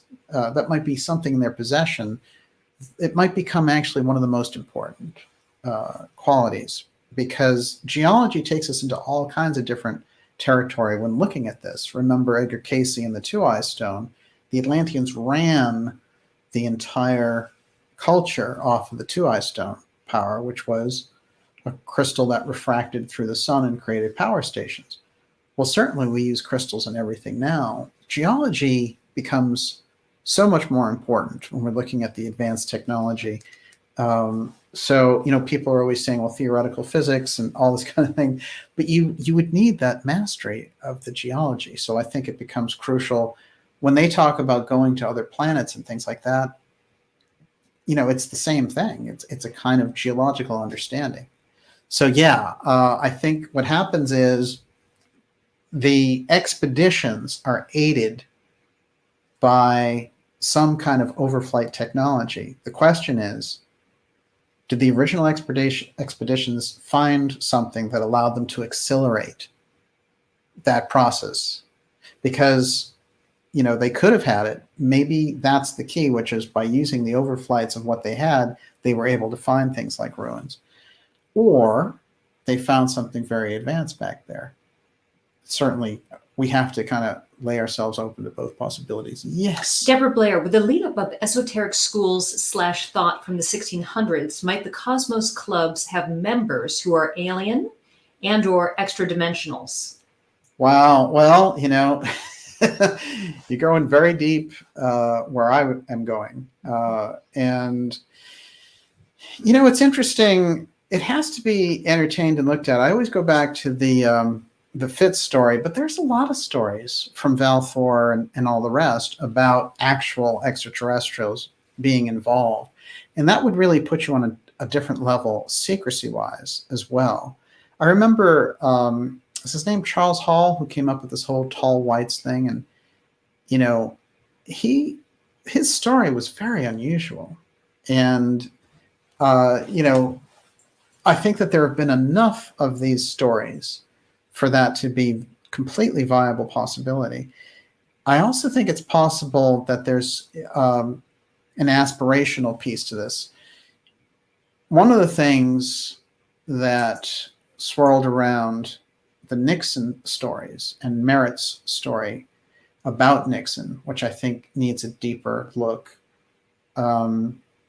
is that we had captured some of these gray aliens and that we were trying to communicate with them over decades. Of course, this spawned all kinds of stuff about Area 51, and they produced, puppet videos and things like that. However, the core idea, that something crashes here, we capture it, and then we get technology from it by communicating with it, or we get a deeper level of understanding, I think that is incredibly viable, and it has to be looked at. Fitz's story was that they wanted her to join this Navy think tank, which, by the way, is on the record that she was part of this think tank. And they were very upset that she let out this little piece of it. And they said, we were operating under a secrecy rule or whatever. And Fitz responded to them in public because they denied initially that it was about an ET related subject. So she had to, as a matter of principle, defend herself on that. And so they said, to reveal meeting minutes of this secret conversation just shows that you have no respect for us or whatever. But Fitz was like, hey, if you're going to talk about it, then and say that I wasn't being accurate in my description of it, then I'm going to prove you out. So certainly it happened. But what she said, which is so interesting, is she said they invited her when she said, I'm not so sure about if there are ETs, and they said, would you like to have lunch with some aliens? So it raises the question, if she had said yes, what would have happened? But certainly I think there's enough out there to indicate it's a factor. And what's interesting is there's so much disinformation around it that it's hard to get a real picture. And, I'm sure that one of the things that they would pull with like a Lou Elizondo scenario or TTSA scenario is to create a false alien that they were interacting with. So we have to kind of operate with two states of mind on that one. Yes. Provocateur astrology. What does the Cosmos Club charter say is their purpose? Well, there's no question that, it's all about brotherhood and, doing things for humanity and bringing the best minds together for that. It's a very kind of pat, idealistic piece, and it definitely it calls out to our scientific minds. So fundamentally, it has that. The early members are very interesting for their diversity of interests, but the thing that I find is a common thread deep in there is that there's a kind of mastery of geology, and Powell, of course, has a very deep knowledge around the subject. So I think that that's what I'm keying in on in the early piece of the Cosmos Club, is they're kind of master geologists. Yes. Blazon River, the Carrington event, 1859. Did someone come out from inner Earth to check things out with airships? Yeah, I mean, there's all kinds of different theories about what we could be sharing the planet with. Cryptoterrestrials was that book by Mac Tonnies, and then strangely he died very young after he put it out. And I'll bring Fitz up again. You know, she said to me, I think it's strange that he died that way. Whenever somebody dies after putting out information like that, it you know, makes me very curious. And that book, which is a very small book, I think, opens up the idea that there's a group operating side by side with us who is just a little more advanced, and they're not quite human as we understand it. It's something that we've skipped and we've missed. And that when they get into this major centralization thing with the, you know, injection of mRNA things to track us and all of these different types of technological tracking abilities, I've had conversations with Dr. Farrell where he has said that this all could be in relation to them trying to suss out who is from that group and who isn't. And can they identify through things like this? You know, I remember very clearly when the TSA came up after 9/11 and they were shaking everybody down at the airport and really making it uncomfortable unless you went through that radiation machine, which Michael Chertoff, who had been the first director of the Department of Homeland Security, he was part of the company that created those, which is a real conflict of interest for a lot of reasons.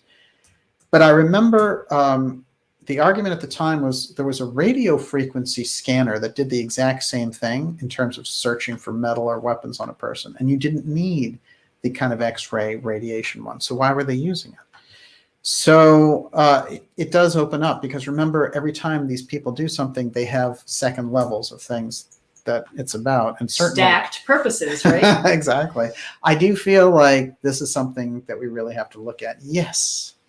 Okay, so provocateur astrology again. Did the Cosmos Club come out of the spiritualist movement at the time? Where does spiritualism fit in with all this?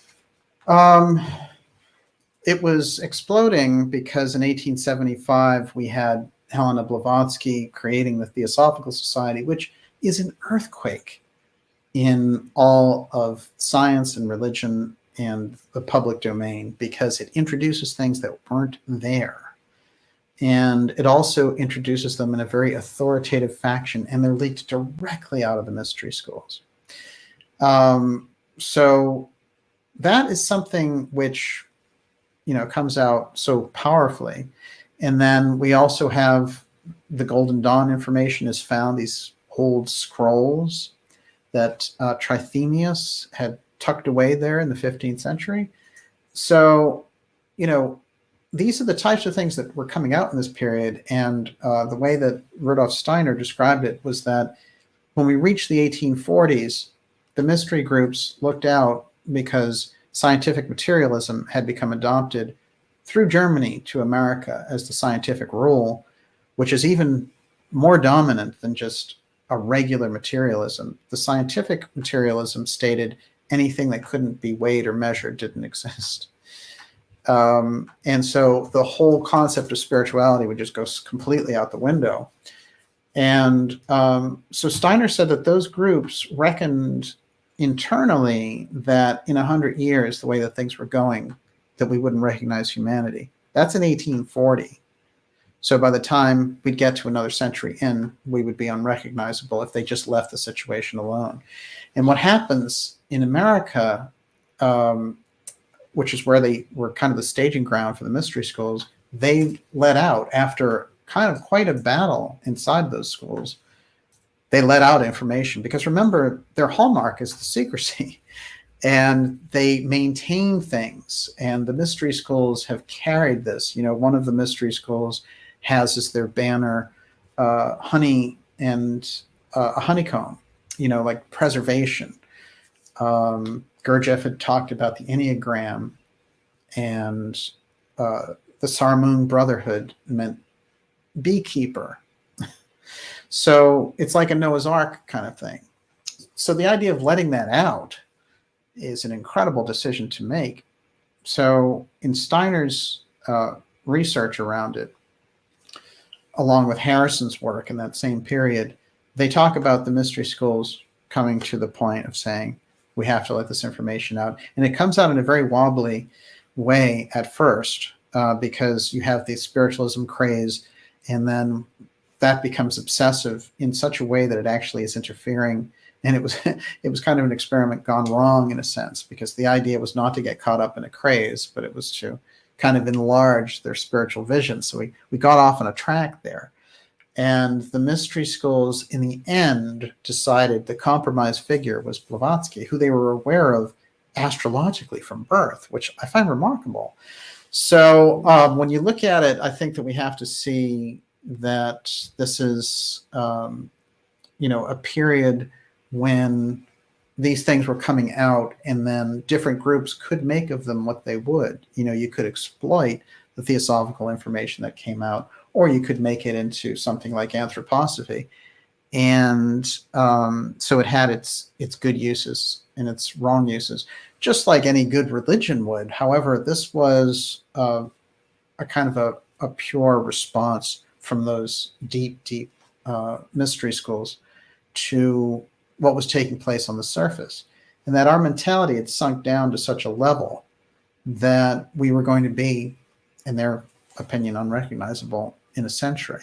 So we'd be completely cut off from that spiritual side and just become these kind of scientific automatons. So I think that is really where we go with that. And you look at that period, these groups, they're getting you have the ability to do an astral camera society because it's in the air. However, people like Star Jordan are, as university presidents and connected with these things, are probably have deep access to certain levels of those mystery schools. One of the things that Steiner says in relation to them is that the entire political process in America, and he's talking about 1910, so it's a little bit later, but he said the entire process is controlled either by the right-hand schools or the left-hand schools, across the board, and they recognize each other either way. So that gives you some idea of just how many secrets along this line were coming out. They were able to really tamp a lot of this down over time, because if you get in later, you're looking at it until the 60s, really, a lot of these things aren't even in the mainstream. I mean, in the 50s, you get Bridey Murphy and reincarnation. But if you're going, there are movements, there are spiritualists and things. But after that original explosion of Blavatsky and then Steiner's work and then the Gurdjieff work, that is a very definable pattern. But it only really explodes on a mainstream scale in the 1960s and 70s, where really you have an incredible advancement of people looking at reincarnation, looking at psychic abilities, and looking at all these different things, UFOs, astral experience, it's all there. And it's heavily marketed to the culture. And there's a very open thing going on about it, which I think is very healthy, as opposed to the kind of thing that we're seeing now, which is a kind of a sick, there's a really twisted quality to this CIA disclosure thing, because they know that people have been working on this. And what they're trying to do is take away the progress for those groups that are working on it and kind of co-opt the thing to spread a lie to the masses. So we're in a kind of a very tricky terrain, especially considering who these people are and the kind of Nazi lockdown tactics that they've been using. Yes. I want to get into the astral photography for a minute. Yes. David Tormina says, DJ, Tesla said that it would be possible to directly project a person's thoughts onto a screen through a special type transducer technology. Marco Silva says, in Strange Angel, Jack Parsons' show, the Magus of the Pasadena OTO Temple is an astral photographer. Wow. And Mermaid in the USA says, Marcel Vogel of IBM did the same with liquid crystals using mental projection to get a picture of Mary, Mother of God. That is fascinating. Well, Vogel was involved in all sorts of unusual stuff, including looking at the crystal skull. And he was very open-minded. What's interesting is, and we didn't get to him in this episode so deeply, but when I was looking at Sherman Fairchild, I was looking at his dad. And Sherman Fairchild, of course, creating the aerial photography and creating Fairchild Aerospace, which von Braun would join and really would become a leading, very, very hardcore defense contractor and satellite maker. But Fairchild, his dad was the creator of IBM. So, IBM would become that really key core aspect. And also, when learning more about Fairchild, who I will go into more depth in the next episode, Fairchild himself was always looking and promoting these very young genius types through his Silicon Valley think tanks. And he actually got the guy who created the circuit board and created these very early semiconductors. And he, got him out there immediately and put the funds behind him immediately. And, they say so much about the switch there in thinking about computing to semiconductors through the work of Fairchild, who was doing it through this basically 22-year-old genius. So when we look at that, we have to say, where did that technology come from? And does it come again through this Cosmos Club connection of them knowing this advanced technology? So are we looking at this, people have often said, we've got this thing that happened, like the Corso example, Roswell happens, and then we get all these circuit boards and everything else. It actually makes a lot more sense to look at an incident like the Powell founding of the Cosmos Club and the idea that we've been working on re-examining that stuff with the best scientists on Earth since the 1870s. Then the whole progression makes a lot more sense rather than just saying, hey, this thing crashed, we redeveloped it in a decade and became Superman. I think that there's something to looking at it, especially with the airship mystery so closely linked with the founder of the Cosmos Club. I think it's undeniable. Yes. Interesting.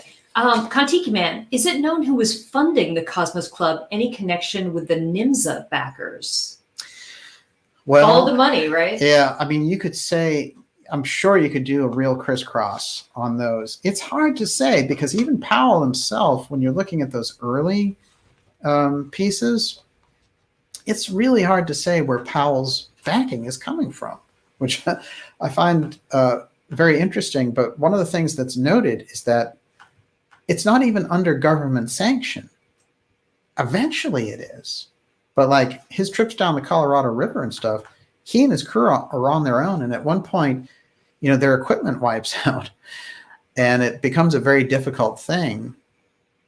There's also a strange story there where when he's leaving the Grand Canyon, 3 of his people decide that they're going to leave a day early. And he's like, well, I want to go to this sacred Indian site, so we're going to go there.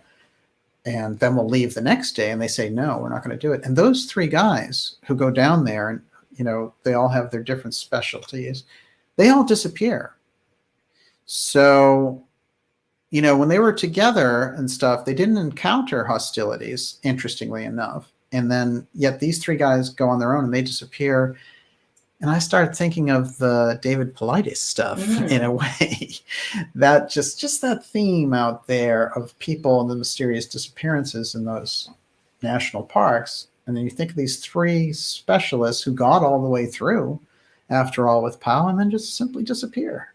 I think there's a lot in the John Wesley Powell story besides just the, wow, this guy really laid out the national park scene.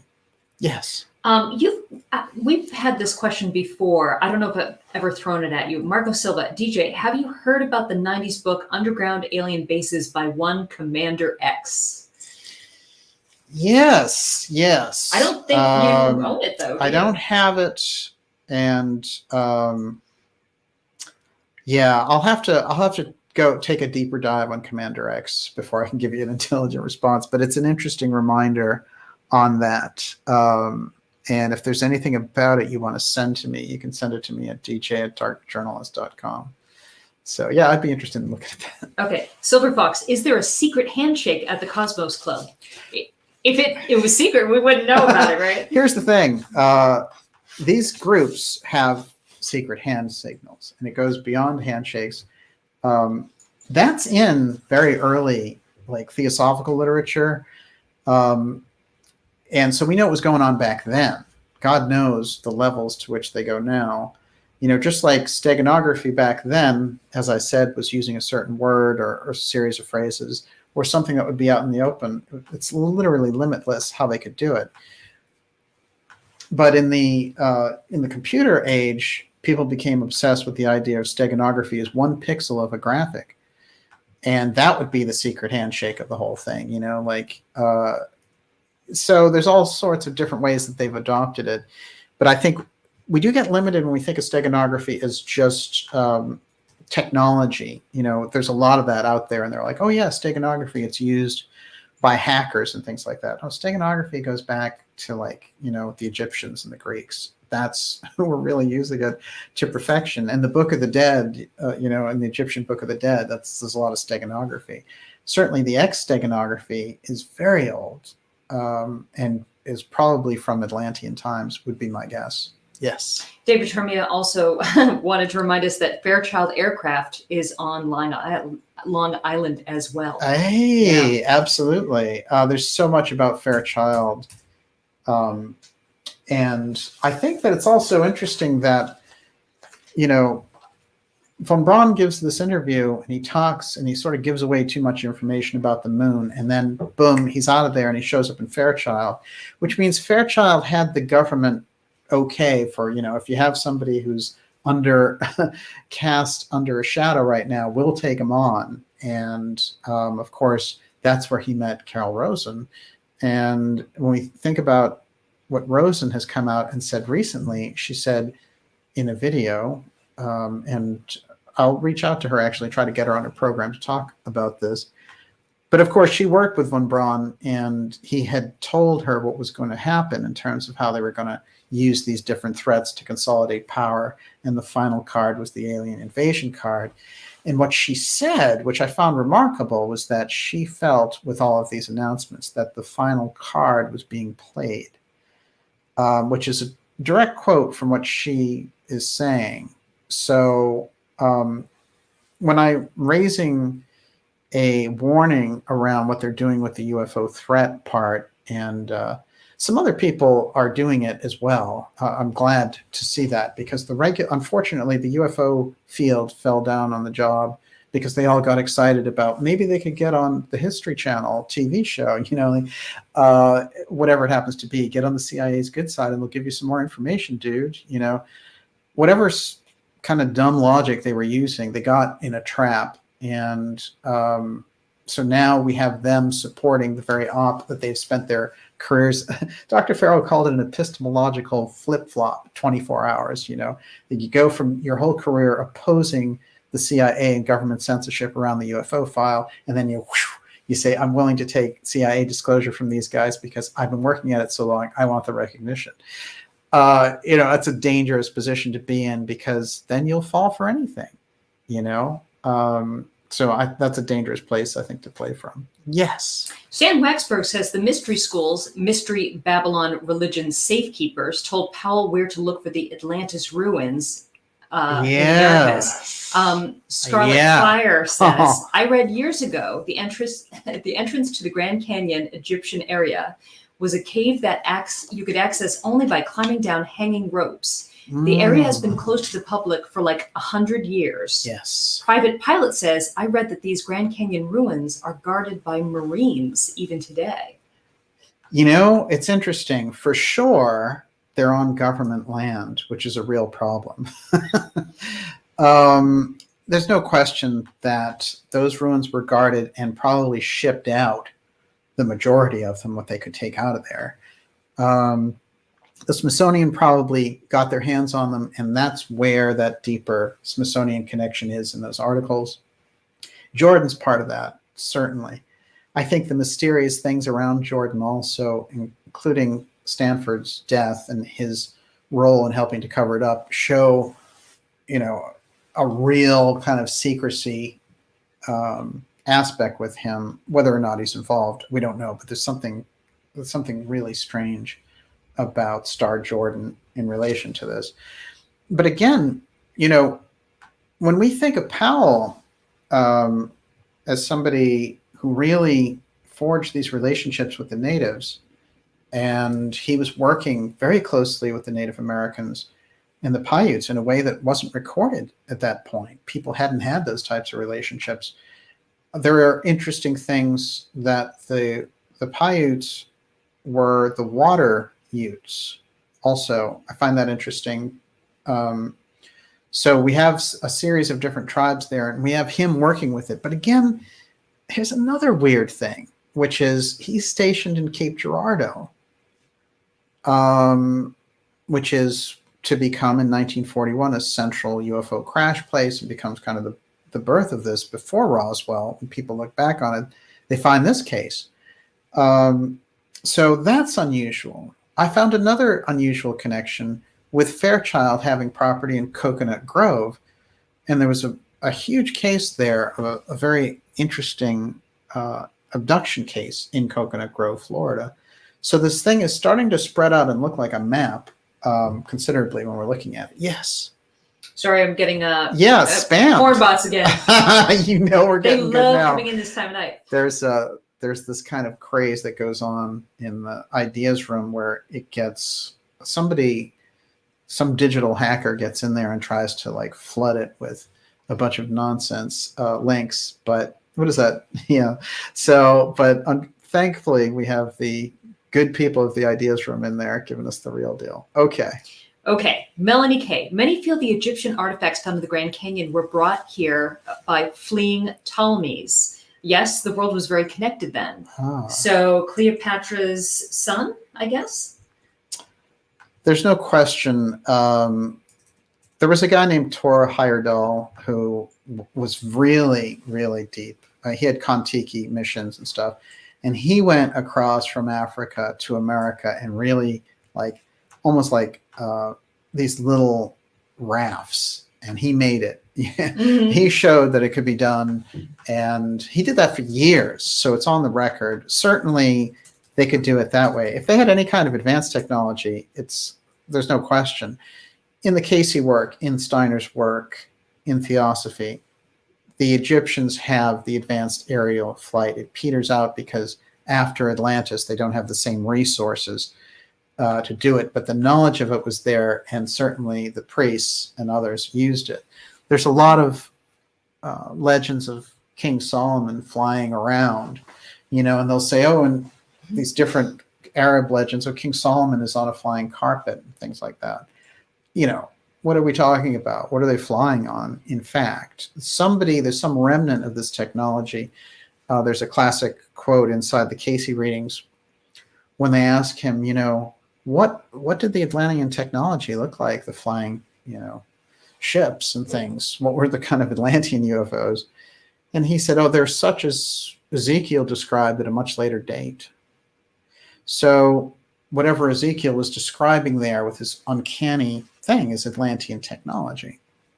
So somebody had kept it, because Ezekiel comes way after the Atlanteans for sure. But that's a fascinating piece, and it's too bad we don't have more of it. But certainly there are accounts of flying craft and spectacles in the sky and all these things.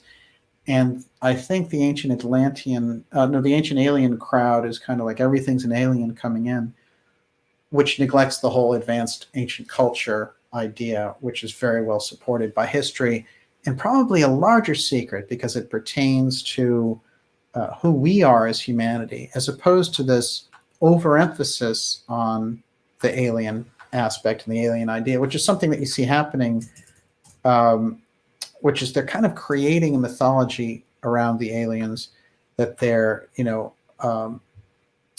that they're advanced to a point where they're a threat, and they are so advanced also that they are saviors, right? So in both of those models, we're not peers. I don't like that. I think the discovery of who we are on a spiritual basis is far more important than some interstellar scientific group checking out. Because remember, when we talk about those abductions, and I think it's important to go over the abductions, and I find the fact that Mellon and Kane, who lived with Bob Hopkins for 10 years, I mean, you know all about abductions, right? That they all avoid this, that Elizondo runs for the hills, right? I'm not going to talk about abductions because what do they do in those abductions? Well, often they take skin samples, and we've heard about cases with sperm samples and things like that.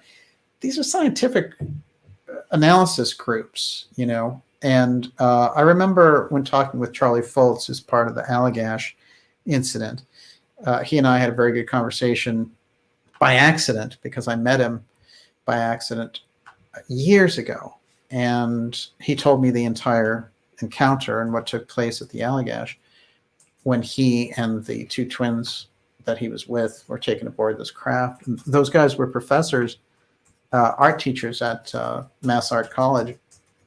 And I said, what was your impression of this thing? And he said it was like a large insect in coveralls, and he said some people attribute things that are very, holy to them or demonic to aliens, but it just seemed to him like they were in a science lab doing their rote experiment. And the only thing was, they wanted them to kind of keep calm, and like they would say, don't worry, we're not going to hurt you, that kind of thing, which is what you'd say to a test subject, right? So, yeah, it's sort of like going to the vet with your pet.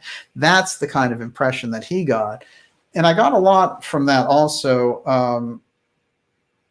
He also said that when he looked into the being's eyes, that you get this incredible magnetic thing where you almost like float up into their eyes. So I think there's a great deal going on there. And I think when we talk about this emphasis around the physics, when they talk about UFOs, they're going through these different physics things. And there's that apotheum quality that brought up on this show in relation to UFO encounters. People go through walls when they are getting abducted. All typical rules of physics seem to vanish. That's very crucial. That doesn't seem to be something that this UFO, the CIA op, is interested in bringing out to the public, talking about those types of things. So I think that this is where we'll find the real answers, and we'll find a lot of answers about how that secrecy has worked as well. Yes. Najat Madri, flight in ancient Egypt / Atlantis wasn't technically flying. It was that the air was so etheric and devices were able to float. That's pretty interesting. Let's face it. There's a thing where if you really key in on the Casey and the Steiner work, you'll start to notice all these interesting things that they have to say. One of the things that they point to is that the air quality was totally different, and we also weren't so enmeshed in material form as we were. And one of the comments he said was that, the things that we understand as scientists now in our culture would be the common thing that people would understand in the day of the Egyptian. So those Egyptians understood these things. They had that grasp. Maybe it was that incredible Alexandrian library. Everyone, you're watching the Dark Journalist Show. We're here with X Series episode 103, going very deep on the Cosmos Club and all these connections. We're in the Grand Canyon. We're in the airship mystery. John Wesley Powell and Sherman Fairchild. Where will we go next? This has become a very fascinating mystery, but I'll tell you what's opening up inside the Cosmos Club is we're getting a real handle on where the secrecy and the imbalance in knowledge comes from, because that's what we're experiencing in the culture, and it's a kind of a psychotic factor that is bringing us in to this sort of broken junk culture. Because if one group has this kind of information and they're at the top, then the whole thing becomes top heavy. And what happens then? The group at the top and the mid-level and groups that are around this whole thing in terms of knowledge, that has to be harmonized and balanced out, because if it's not, then you run the risk of this kind of a culture where the leadership's doing one thing and the people on the ground have no idea why. And have you looked around and said, why are they working with experimental mRNA injections you know, and why have they exaggerated all the threats around the health crisis? And why have they done all the lockdowns? And why did they do the weird stuff about masks when they were instructed that none of that would make any difference? What are they up to exactly? What are the experiments that they're running? And so it feeds a cycle of distrust between the leadership and the people who are just trying to live as an American citizen or a citizen of the world in any country, and they have this thing coming at them, you know. And when they say things like Great Reset or whatever it happens to be, it doesn't explain it.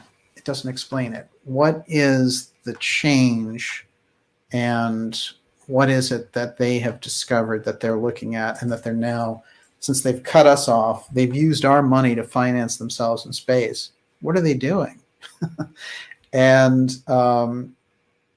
you know, I think the complete collapse of trust in the media on one hand, and then, you know, it's almost like something like the COVID crisis was manufactured in order to get us to need the leadership and the establishment again. And they might have to pull those out every year or two just to keep stuff going so that we still need them. Because at a certain point, I think there's a mass that is starting to see through these things. And so where do we get the secrecy? In fact, the Cosmos Club and these types of places, this is what might give us the real answer to where that secrecy comes from. Yes. I love this question. We talk about this all the time. Sam R., why hasn't there been another psychic like Casey? Are they hiding? Casey, can you talk about his genealogy and where he got his ability to begin with? Because there's a question about whether originally he was 100% human. Well, it's an interesting question. Well, Casey had a psychic grandfather, which I think is interesting. And when he was playing with him as a child, the grandfather went to give the horse a drink, and the horse reared up and knocked him unconscious, and he watched the grandfather just drown in that pool. What is interesting is that grandfather appeared to him after that on a regular basis when he's like 4 or 5 years old, and he talks and interacts with this discarnate version of his grandfather. So Casey certainly had this ability as a youth. He started with it. Now, in the track of reincarnation of lives that he had achieved great things as Rata in Egypt. And Rata was a deep mystic, but when they go into what Rata was all about, and Rata was someone who interacted with the Atlanteans and was part of building the Great Pyramids and all the rest. But when he talks about Rata's mother, he says she was a daughter of Zu and ZU. And when speaking of Rata in relationship to this, he says, who didn't have a human father. So we don't know what the implication is there, because Wait, was there no follow-up question? Hello, what do you mean? I think it makes a great study, but there's a lot of unusual things about Rata because he comes from the Caucasus Mountains, and which, you know, right between kind of like deep in Iran, which is where the group that he was a part of came from. They came into Egypt. And then when they became the ruling power in Egypt, Rata went everywhere. He spent 20 years in Atlantis. He spent all these years, and he was working to create the Hall of Records and all these things. But Rata becomes a very fascinating character because he gets thrown out of Egypt. And because of the political strife there, and he goes to Abyssinia, and there's a whole story there. And then when we go later into what's Ethiopia, we hear about things like the Ark of the Covenant being there. I remember when I met Graham Hancock, he told me about the story of going there and meeting the person who had guarded the Ark of the Covenant and how that person had been blinded by it, and that this is still something that they keep. I mean, it's quite remarkable when you get deep in that story. But to go back to Casey, Casey is also a piece of, as Blavatsky was, of the mystery schools letting this information out. But he does have that incredible history in looking at his past lives of psychic development. One of the most fascinating pieces of that is when he is Yolt in his past life and he gets shot by an arrow in the desert, and he's sort of a Persian warrior, and this is his own recollection in readings about his past life. And when he is there suffering in the desert, he wills himself out of his body to die, to get away from the pain that he's in. And that ability, when he comes back as Edgar Casey, he still has the ability to leave his body and go get access to the information and come back. It's like an acquired talent. And if you understand things on a karmic reincarnation level, you develop a certain trait in one lifetime and you bring it over into another one. So it is quite fascinating. You do find a lot of people masquerading, by the way, as Casey's reincarnation, as we know. There's a lot of jokers. But you know what I found out when I investigated that is I talked to Edgar Evans Casey, who was Casey's son, who at like 90 years old looked incredibly robust. And he had said literally that this had always been the thing, that there had always been people around who were pretending to be Casey. And so I think that it just so happened that, we got them hard and heavy in this period. But yeah, there's a lot of bozo action out there about these types of things, unfortunately. But the Casey work, I think, holds the essence of the mystery schools and offers a great key on Atlantis and other things, for sure. Yes. Kontiki Man, did Edgar Casey catch any of the Grand Canyon findings? He said very interesting things about that area, indicating that the Atlanteans who had left, who had originally gone into the Mayan lands and founded those early cultures, pre-Mayan, that they eventually wandered further and went into that area. He also said that that area was one of the oldest areas that had been above ground for humanity. Like it had literally been, sort of this, it's kind of a Garden of Eden in a sense, the American version. So it has that incredible deep history. But I think that Casey, when he talked about these groups that left Atlantis, the very advanced ones who left on time before the destruction hit, they would create other cultures. Like they created a culture in Yucatan, which is where they created the Hall of Records in Yucatan, which is like the one that's under the Sphinx. It is the Atlantean knowledge, the Two-Eye Stone, the Firestone knowledge, and how to use it as a spiritual interface. Everyone's been after the technology, but the Emilius group inside Atlantis there's two groups we have to remember. The Belial group, who sought to use the technology to dominate in Casey's story, they would use it like they would sort of nuke or laser another island or country to take over. That's the Belial group. And so they would use the same two-eye technology to do these things. But the Emilius group used it to communicate with the outer spheres, the higher realms, the spiritual beings. And so it would be, the equivalent would be, you open up your laptop and you're interacting with a spiritual being. That's how they used the technology. And Casey had said they prepared priestesses for that. So they had the initiates and the priestesses, and they would use the Two-Eye Stone to interact directly with the outer spiritual spheres. That echo, that history of things, they took with them into the Mayan civilization, into the Inca civilization. But they traveled to that area of the Grand Canyon. And we have the incredible stories of the mound builders close by.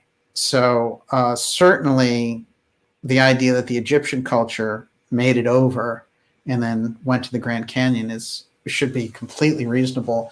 And we could solve these things now. The archaeology that we are using, in fact, especially when it comes to Egyptology, comes from basically the 18th century.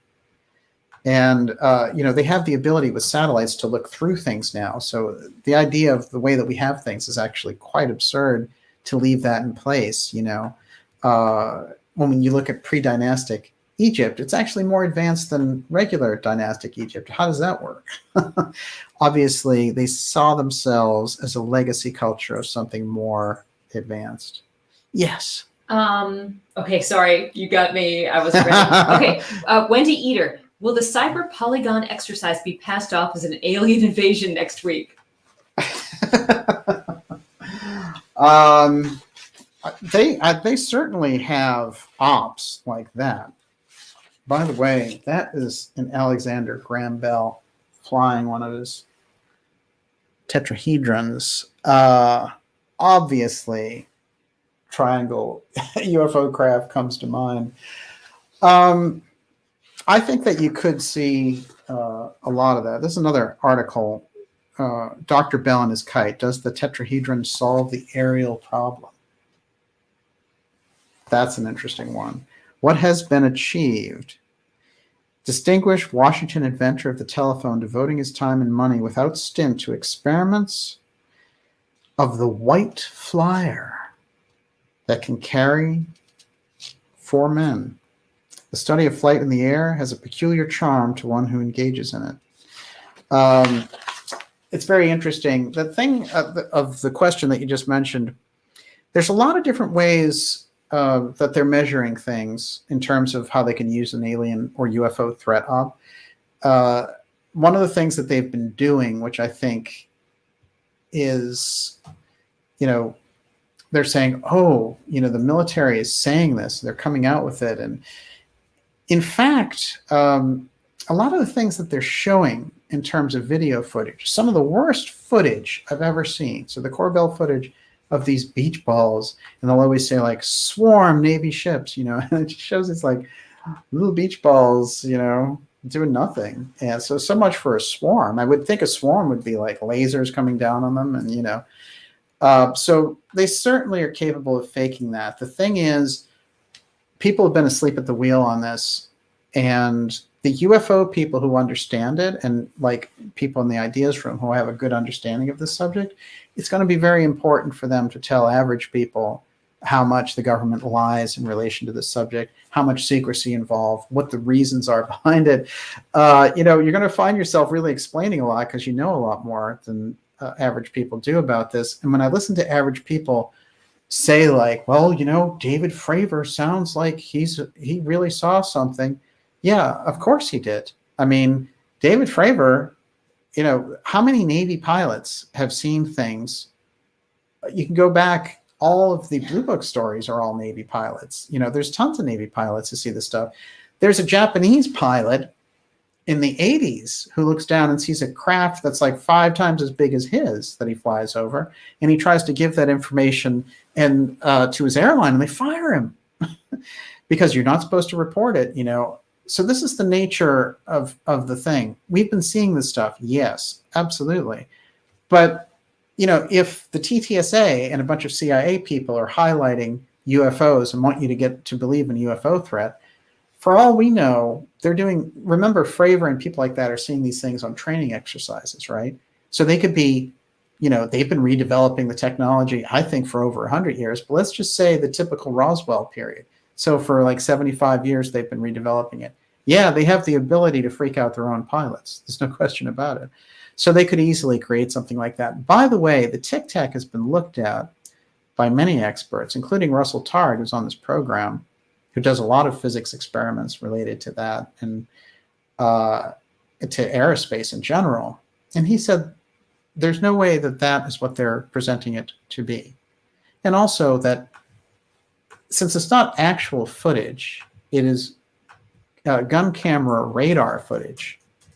It's very easy to manipulate. They could manipulate it so easily. But certainly you could get really good pilots seeing a real UFO. And, how many times have we been putting those things on the record and telling people about those cases? Those cases have been out there for hundreds of years. And now, like, you'll have Elizondo and people like that saying, like, I'm a whistleblower. I'm letting this stuff out. Well, get in line. How many whistleblowers about this stuff, real ones, have come out before they launched a CIA op for God knows what? So let's get real about it and not pretend that none of this history ever happened. It's a joke. They want to say that the TTSA discovered UFOs in 2017. All right, here's an interesting point, too, when you look at it. They say it happened with the New York Times article, December 17th, 2017, okay? That's the same date that the Wright brothers launched their flight. So they're obviously using this weird equation in their own way of looking at this. Like, this is just like the Wright brothers, and as we know, that story fell apart. And Elizondo's own story fell apart several times. He's not who he says he is. That's for sure. And he's welcome to come on this program and explain himself. I'd be happy for a gentleman's debate with him anytime. But he won't do it because their op depends on not getting asked certain questions. Those questions will eliminate the op. It's very simple. You've invited him on. Oh, yeah. You've never heard from them. They've never reached out to you. No. Not on Twitter. Not behind the scenes. No, it's really interesting, too, because they, in their own way, in their own mode, they've set the thing up so that they can't take questions. It's like Joe Biden, you can't get a tough questioner, you're stuck, because his cognitive ability doesn't allow him to take a question. So it's like those handlers do it. So they can't let these people get into a situation. Somebody like Elizondo, still working for the government, right, has his own defense contractor think tank, which he established himself. So does that make his appearances now on behalf of his company? Is that advertising? There's a lot of weird stuff. There was weird stuff involved with TTSA, with all the CIA people on it, with being $50 million in debt, with all the weird SEC stuff and all the rest of it. So besides just the weird op itself, these corporations always have oddities because of the way that they're run. But whatever it is that they're running with Elizondo, it's very simple. CIA, DIA. Who did Elizondo work for? He worked for James Clapper. James Clapper was the DNI, Director of National Intelligence. He worked for John Brennan, CIA director. Well, the CIA directors are all gung-ho about UFOs all of a sudden, right? John Brennan comes out and says, we really need to get to the bottom of this. And the worst one was Woolsey, because he came out and he's trying to peddle he's trying to peddle a book, which is that Oswald was mind controlled by the Soviets and killed Kennedy because he was under Soviet mind control. That's how desperate the CIA is to get out of that original crime. So you want real disclosure, CIA, admit to your role in the Kennedy assassination. Then we'll talk about the UFO records that you've been hiding for 75 years. But to have these UFO directors, CIA directors, it's the same thing, coming out and saying, that they're going to give the public disclosure, and like they're going to come up with their own crazy conspiracy theories, right? They're like, Oswald, since nobody believes the official story and the JFK story, they'll come out with this other weird one. So people will finally say, the CIA gave us disclosure on that. Thank God, we don't need to look at the fact that the CIA has blocked those records. They continue to block the Kennedy assassination records now, 57 years later. What are you hiding? So that's where we go. But the way that they get out of it is co-opting. So in the UFO field, they threatened witnesses. They eliminated people. There's strong evidence that they eliminated Kennedy over the UFO issue. All right. So that's where they're coming from. So therefore, the idea that a bunch of CIA people are going to give you disclosure on the UFO subject is just completely idiotic. So, that's basically the same op as 9/11 was done by a bunch of guys in a cave with box cutters. I mean, what are you going to believe? So, we have to be real about these things. I don't think there's any more room for, when it comes to the UFO field, like the idea of collaborating with intelligence groups, that the CIA is going to give you disclosure and you're going to give that to the public. I mean, it's completely. One of the weird things that Elizondo said is that he wanted to destroy ufology. It's kind of a weird thing to say. I mean, you may want to improve it, but you want to destroy it? That's odd. I have a verbatim quote written down where he said, "It's a very difficult job moving the herd from one side of the prairie to the other." That's how they think about this. You're the herd. They're moving the prairie herd, okay? So I think we need to get very real on the topic and completely blow away the op, smash the op in the UFO field. Get rid of that. Go back to real ufology, and let those guys have like the Kardashian UFO specials on TMZ, Fox, but get back to the real thing. Completely reject the CIA and NSA involvement in the UFO field. 100%. Yes. Can you please talk about the citizens' hearing for disclosure? Well, they did it in 2013, and they actually created it. Somebody put up the money, like $1 million, to do it like a typical congressional hearing, and they had people like Stanton Friedman, the late Stanton Friedman, who got so much of this on the record. Linda Moulton Howe was there. She testified on her cases, and they ran it like a Senate committee would run it, to kind of give the government the ability to look at, this is what you could do. But a lot of things came out in that. That was completely ignored, and the CIA shut it down and stuff because they weren't ready for their op. In 2015, the CIA released files, and they released on Twitter. They said, we were the ones who were behind the UFO sightings in the 50s and 60s. It was us. Saying that the whole UFO thing came from them. A year later, like a year and a half later, they're pulling the DeLong thing, thinking Hillary's going to get in. This is our chance to do this weird op. So, if you check the consistency of statements of what they said, it's completely deceptive. And that's typical. And that's what you would expect from CIA and counterintelligence operatives. It's what they do best. So why is there, why do you think the mainstream media that lies to you about the election, lies to you about major events like 9/11, lies to you about the history like the Kennedy assassination, is going to give you the truth on UFOs? I mean, they've been denying it and marginalizing those people for decades. So, and the CIA has done a lot worse.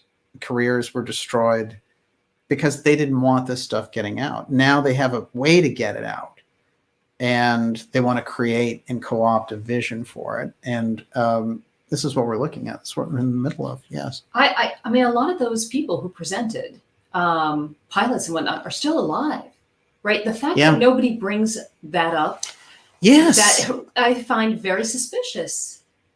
It is. What's interesting about this is, if you go back to the records from like 49, you will see Navy pilots saw this, gigantic thing, and you'll see the Air Force come in and deny it and say different things about it. Harry Truman was on the record in a press conference saying, yes, the UFOs are flying around. We don't know what they are, but they don't seem to be a threat to national security. So that's the way that they dealt with it then. So the idea that when the New York Times comes around with it, it just means that the CIA has taken the boot off the neck of the average citizen in relation to the subject and said, you can talk about it. But God forbid, why do they want people talking about the alien thing? Obviously, they have a reason for that. And so then you go into what the real reason is. If you don't understand the deep state pulling the strings on these subjects, then, we live in a kind of hall of mirrors about it. So the first thing is, people have done research on that deep state. Professor Peter Dale Scott has put that information together. It's there. The UFO field, you get very educated on that, because when you look at it, people know over and over again, the Iraq War, the CIA invented the evidence. 9/11, we never got the real story, not even close. You want to explain all the stock activity in the airlines the next day? I mean, it's very unusual. So in all these deep events, there's another factor moving, and that factor isn't covered by the media because they can't and they're instructed not to. So therefore, you're not going to get the truth from them. That's the past. Let's look at what we're in now. Do you think you're getting anything near the truth in relation to COVID or anything of that nature? So if anything, the UFO factor and the UFO file and the history that they have with it just shows a complete track record of deception. So we don't trust the CIA in relation to the UFO file or the media, frankly. And, that kind of promotion that they're doing, like let's have this special and that special. Well, this is all in preparation for something that they're up to. I remember seeing a series of articles just before all this stuff started to happen that was linking the UFO thing with climate change and saying, if we had aliens come and tell us about to improve our climate, maybe we would do it, And they kept raising this, like maybe there are aliens out there, and if they were, they would help us with the climate, So they're cooking up something. The chefs are at it. Yes. Zach Robinson, sometimes I feel like I'm wasting my time with all of this, but something within me is too strong to give up on knowing.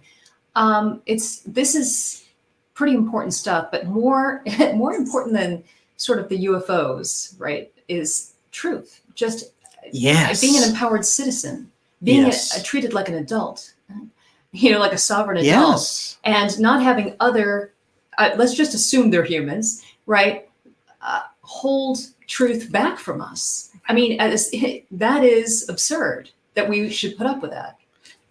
Well, there's reasons for short-circuiting your reasoning process, right? There's a purpose behind shutting down that dialogue. You remember so many things during COVID where you can't meet here, you can't talk in church, you can't meet in school, you can't do all these things where you would get together during an election year. That's really fascinating. They've never done anything like that. So you're in a different strata of what their operations are about. So whatever it is that they're pulling on that deep level, they've now discovered, we need to keep people away and not comparing notes during this because we need to be having them think just one particular thing, and you can't bring up, certain things in relation to COVID. You can't bring up certain things in relation to the election, but we really want you talking about UFOs, which, by the way, during the COVID thing, they were really pushing hard. So anyone who tells you that they're not pushing a UFO op is woefully ill-informed, because that's really where things are at. Everyone, you're watching the Dark Journalist Show. Great questions in the ideas room. Miss Olivia, what do you think? A couple more questions? Okay, I'm going to throw you this one. So Kontiki Man, who's been on fire tonight, where is Bigelow to be placed in current events? Harry Reid funding, cabal, or personal initiative? We've heard a few things behind the scenes. There's a lot of things about Bigelow. Here's an interesting thing. Well, he laid off his entire staff in 2020, which I think is unusual. Obviously, with SpaceX and others in ascending, they're holding off on Bigelow. Bigelow, in mid-2020, started a near-death institute with Leslie Kean. I found that strange. It was like a consciousness studies thing. Again, they're trying to get around these areas and co-opt them, and they're using certain people to do that. And the people involved, like Bigelow, the idea is that he was going to be this big space pioneer with hotels in space, but he was funding all of these certain types of UFO research things and Skinwalker and all the rest, and all that is well and good. But it seemed like at a certain point, they were looking at how they could pull the op off.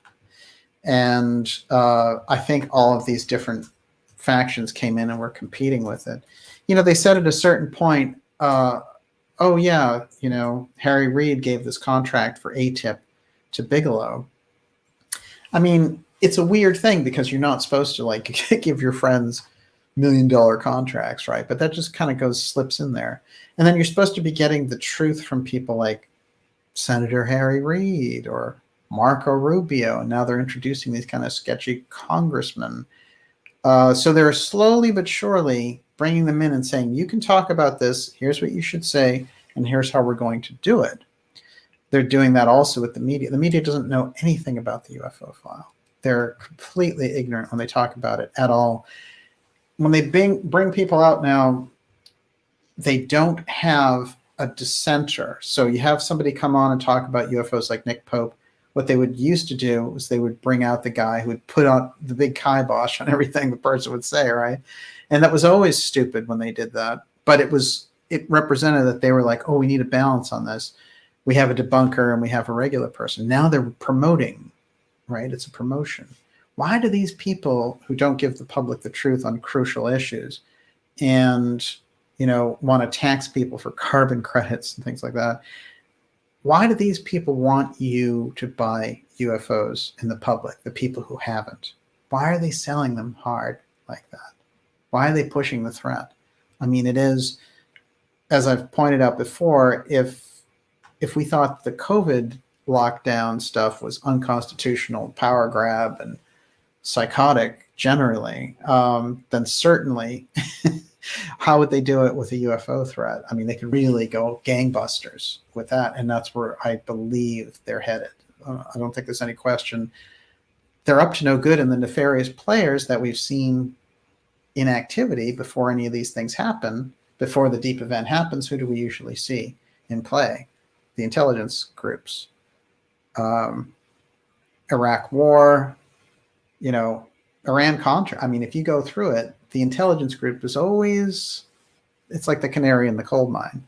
And so that's what we're looking at. And I think that it is, it's got like a long-term, they plan to play this out for a while. I don't think it's something that they plan to do overnight. Yes. I was just going to say, you start to feel when you're being lied to, when someone is misrepresenting themselves, and particularly in Washington, that they care or something, it gives you a really sick feeling in your stomach. And you just like, I think a lot of people are sort of waking up to, I think what's disturbing is the number of people who have been lying for so long, getting away with it. And I mean, this is the awakening, right? But it's I'm sickened by this situation, and a growing intolerance about it.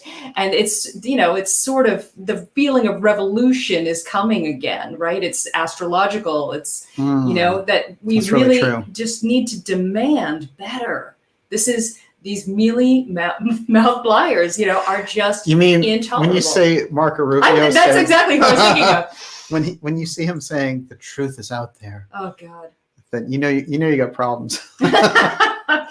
Everyone, I did want to ask you a question. Yes. Okay, so Terry Henley before said, did Gene Roddenberry ever live at the Cosmos Club?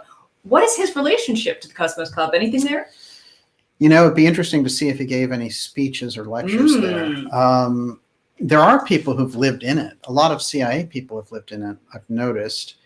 The thing about the club that is crucial is that anybody who's anybody has been a part of it in some capacity. And for me, the idea that presidents want to join, it's interesting because Kennedy was sponsored to join, as I pointed out, and withdrew because they had some kind of racial policy at the time, or it seemed like they did, because they didn't let a black reporter in. But then they relented and did, but Kennedy still never joined. But he had been sponsored to join. I find that interesting. What is it a president could get out of a group like that? So it must have been, it's like a tradition to be part of the Cosmos Club. And I think that they've had periods where they've had more influence and less influence. One of the things I wanted to point out about the Cosmos Club that I didn't get to is that our friend Anthony Fauci was there. This is it. In 2016, Peter Daszak hosted an event at the exclusive Cosmos Club. Dr. Fauci was his special guest. Now, Daszak is from the EcoHealth Alliance, and he got into a lot of trouble by denying that they had anything to do with the Wuhan lab. But in fact, they had a lot to do with the lab, because records came out that contradicted everything that he said, and as a result, the EcoHealth Alliance, really was downgraded dramatically. It's interesting when we look at this because, again, where is it that these connections are being made? Where are they presenting these things? We're at the Cosmos Club. So you've got the main power players in the COVID crisis now showing up as members or involved with the COVID Club, the Cosmos Club. When we look at it, we're starting to see that there's a big piece here with the Cosmos Club, which has not been on our radar. I think that they've been able to maintain this. And, this is very true also. It used to be true with Bilderberg. There were just a couple of good reporters who were all over Bilderberg. And everybody else was like, it doesn't exist. There's no cover up and all the rest of it. And then what happened was Hillary Clinton took time to go to a Bilderberg meeting, and she was followed there. And it started to get out that she was at a Bilderberg meeting because anyone who became a presidential contender had to be at Bilderberg at some point. So you couldn't get in without having gone to Bilderberg. So when we look at the Cosmos Club, we're looking at something similar, but it's in like a pre-disclosure period. It's like there were a few people in the 70s who understood about Bilderberg, but by 2000, it was really well understood, and I think the Cosmos Club has a similar thing to it. I think that they've had real periods of incredible power. And in relation to the UFO file, I think the secrecy was able to build there secretly inside that institution. Yes. Kat Goida, did the infamous Seance 9 ever meet at the Cosmos Club? For that matter, any seances there that you know of? No, but I mean, as we look at it, like, wouldn't be surprised. Speeches in the 60s on ETs being here by NSA professionals. I mean, we're learning a lot about this club. That's what's still on the record. You can only imagine. Someone raised the possibility that they could start to scrub this stuff off the web now that we've uncovered it. But I think that, there's too much. There's a lot of stuff that's already out there in relation to it.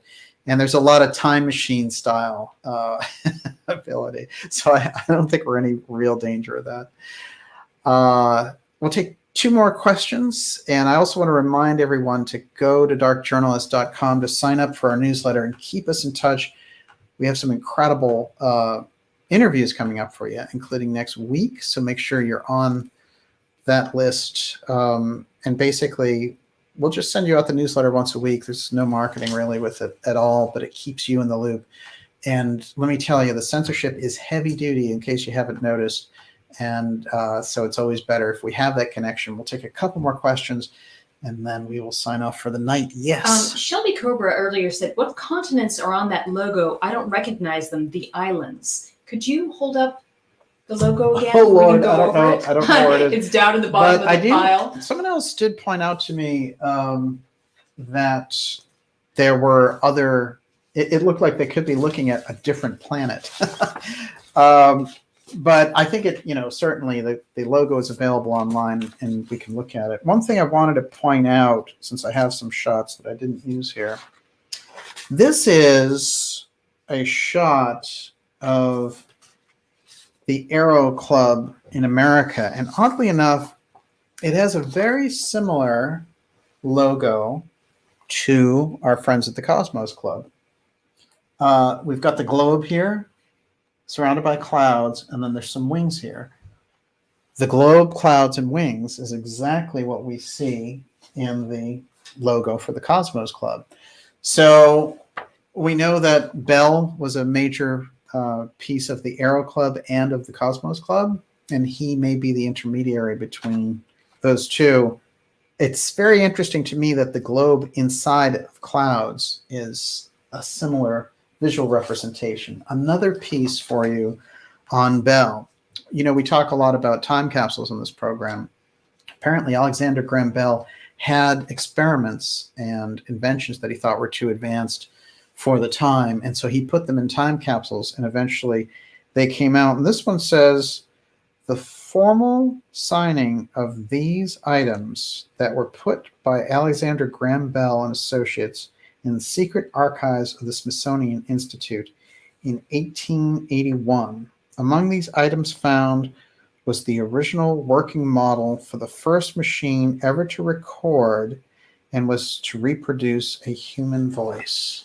And there is the shot of Bell's family looking at that time capsule across time. Certainly, these people leave these things. And in relation to the disclosure that we're seeing now, whether it was Nixon's time capsule or Eisenhower's X time capsule or the Johnson X letter and things of this nature, all of those presidents want their role known when this stuff comes out of what they did in relation to the UFO file. That's why the Merritt story and the Nixon aspect around hiding that information in a time capsule echoes, I think, through all the things that we're seing. Yes. Kontiki Man says, can he put them up next to each other? I think the logos to compare, right? I don't know what the other logo is, but I do find that. Oh, I'll show you this. This is an early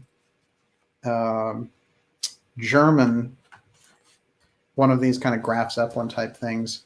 And there's a lot of X-steganography on the ones that they show. I found that interesting. I didn't research it enough to see if it was actually related, but the visual struck me certainly. One other thing I wanted to get in before the show is over was that there's a story in here that says, did the aliens visit Surrey? And I found this this article interesting. When I was trying to print it out, this thing came out on top of it which says, the vaccine is safe and effective. There she is. Hey, hey. Glad to see it. Glad to know that that vaccine is so safe and effective.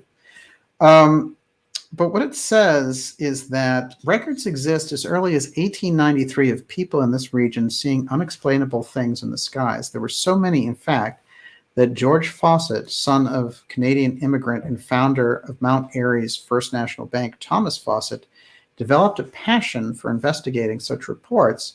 His research details that for many years, 1947, 52, 62, 81, and 95, and of course the cluster of 24 UFO reports from 73 and 74 in Surrey County, he spent a lifetime on the hobby, published books, spoke internationally, and submitted his research and exhibits to both the International UFO Museum at Roswell and the Smithsonian in Washington, D.C. In 1897, hundreds of people were out on the streets and wharves at night looking at a brilliant floating mass in the heavens to the west of the city, reported the Wilmington, North Carolina Messenger on April 6th. Such sightings had been reported across the continent and globally for months leading up to the date. Some speculated the ships were from Mars, others that they were grand inventions being tested. It seemed to have something like a searchlight facing earthwards and created a sensation among all classes of people, the story continued. The ship moved to the west at a rapid rate. There's more of that airship activity. West, apparently to Surrey County, where the Mount Airy News picked up the ship's progress on April 8th.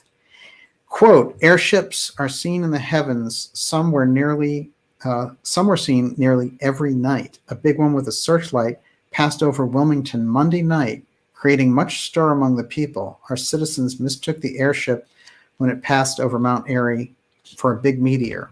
It was a searchlight they were looking at. In real earnest time, it seems to us something unusual is happening constantly. What does it all mean? I thought that was interesting. Again, those early reports fascinate me because I think where we can round off this entire episode is it's saying that the Cosmos Club may well be the key to a much earlier period of this type of development. And there's human airship development, but there's also recovered ET technology.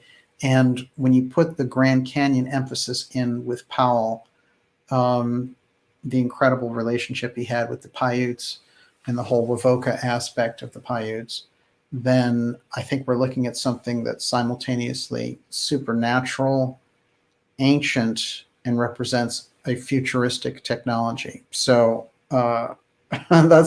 that's kind of my conclusion at this point. And it seems like the Cosmos Club was the absolute center for this activity, and that's why those scientists and everyone were so drawn in to join John Wesley Powell on this great venture forward into a new frontier of science and understanding, which related to our ancient past and our relationship to off-world civilizations and the technology that may come as a result of that. So this is where this research is going. And thank you so much for the comments and the questions and the ideas from tonight. Unbelievable. Miss Olivia? So would you like to encourage the crowd to do their own research on this? And Yeah, well, absolutely, always. But what's fascinating about this is people who were involved, who have been writing me, whose family were involved with the Cosmos Club, or some relative or some friend or some experience that they had. I'm very interested in hearing about those things, no matter how trivial. So please, I do encourage you. You can email me at dj@darkjournalist.com, and I will be looking forward to seeing those. I think there's so much to be learned about the Cosmos Club. I think it's an important lens that we can find a great deal out about, and it's an important discovery in the things that we're looking at going forward with the X series. Absolutely, especially in the middle of this UFO, the false UFO mayhem that's been going on. We know that UFOs are real. We know that off-world cultures certainly are real. The information shows it. The great history of people who've gone through those abduction experiences, the incredible history of, other human beings who've been seeing these things, like, let's not forget, they'll talk about, well, this Navy pilot, that Navy pilot. Those people have been giving us this information for a long time, and it's to their credit that they've gone through these experiences. We can learn a great deal from them. Think of Gordon Cooper. He went on the record saying, well, not only did they, follow us, but they followed us information. All right. So he's talking about the 1940s and 50s. Okay. We have all this stuff all the way back to the Foo Fighters. It's more about us getting the answers and having the transparency around it, rather than playing some game that this weird CIA group, with the New York Times, is going to pretend that UFO, the UFO reality started in 2017 based on the reports from 2004, let's not forget. So, we have to create an entirely different foundation for dealing with these things. And so it's going to break off. There's going to be that kind of flipped out weirdo stuff. It was funny because I saw that George Knapp was interviewing someone, and I went to look to see if he was doing like a UFO interview on something, and he was interviewing Stormy Daniels. And you know why? She has a paranormal show called Spooky Babes. I was like, I see where this is going. All right. The whole field is going to become TMZ. All right. So I don't want anything to do with that. Thankfully, like the work that we do, I'm so fascinated by the UFO thing. But this is not a UFO show.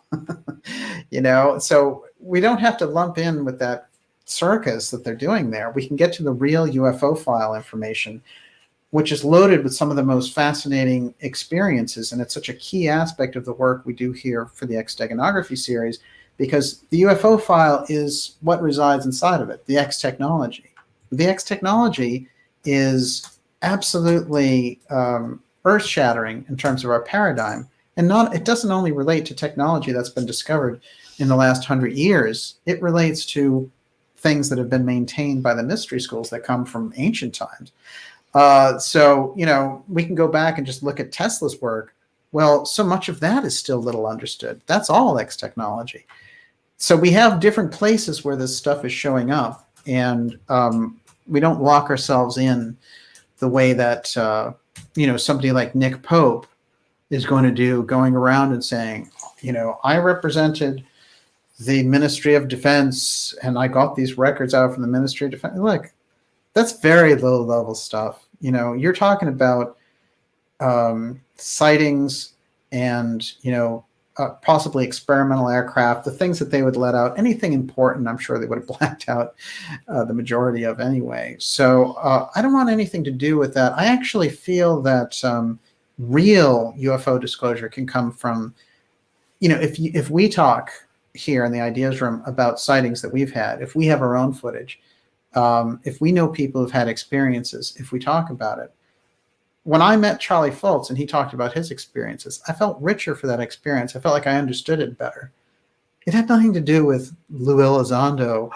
Did Lou know if there were bodies? He raised his eyebrows, I mean, don't trivialize the whole thing when you're going into it. That's like, you might as well just get the latest video game if you want to do that with it. The subject can enrich your life, and there's great experiences that have happened with it and great mysteries associated with it. So I'm sure we can get to those things together, and that's what we're doing here on this program, which I think makes it notable that we do that. I have to say, I think that this is something special where, in our case, the audience of the show is just as advanced as the topic. And it makes a big difference. So I really appreciate that from you guys. I have one last question to ask you. Yes. Okay, David Gilker. Has the CIA ever tried to recruit you, DJ? I'm sure that they have. No, they haven't. This is the funny thing, if we laugh about this, is that DJ has been so properly profiled, they don't even bother asking. They don't even try. Exactly. I feel that, what it is, when it comes to intelligence stuff, I think that there are diminishing returns when it comes to, if you're out for the truth on this, it's very tricky for them.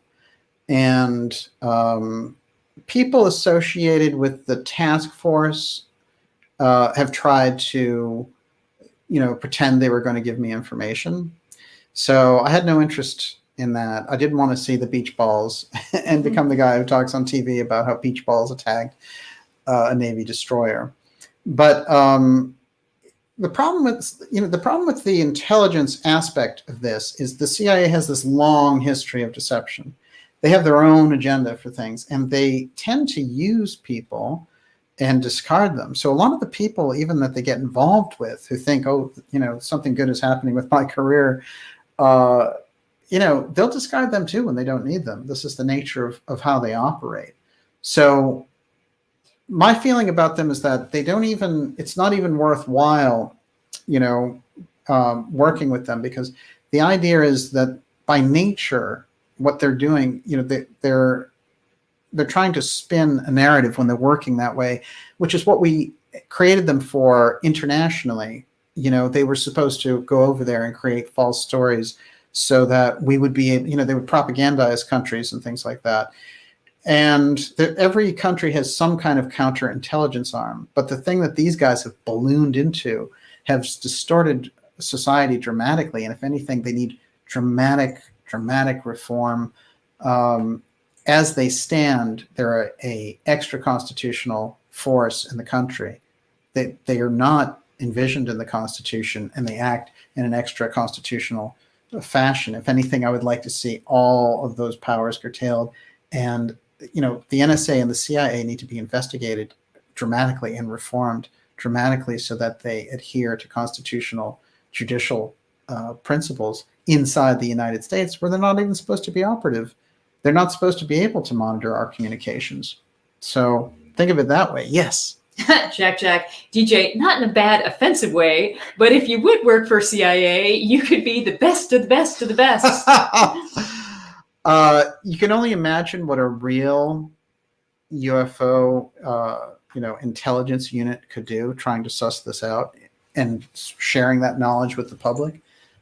You could get tremendous results. And I have to say that the X-Share types that have been out there, I think of people like Thomas Tonson Brown, John F. Kennedy,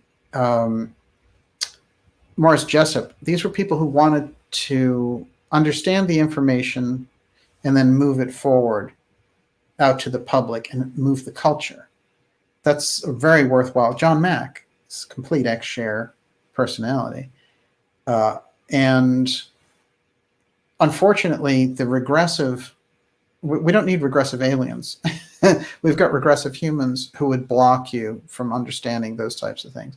So it's going to be a very interesting ride with all this. I literally see that, if you want the truth around the UFO file, you're going to have to go in a completely different direction and work with the cases, work with the sightings, work with understanding the deep state manipulation of the topic. That will definitely get you to a much deeper place in relation to the subject. And there are great people out there. Somebody mentioned that there are no great psychics anymore. Look in your midst that you have Gigi Young. Remarkable, remarkable information that she can do and peer into on that psychic level.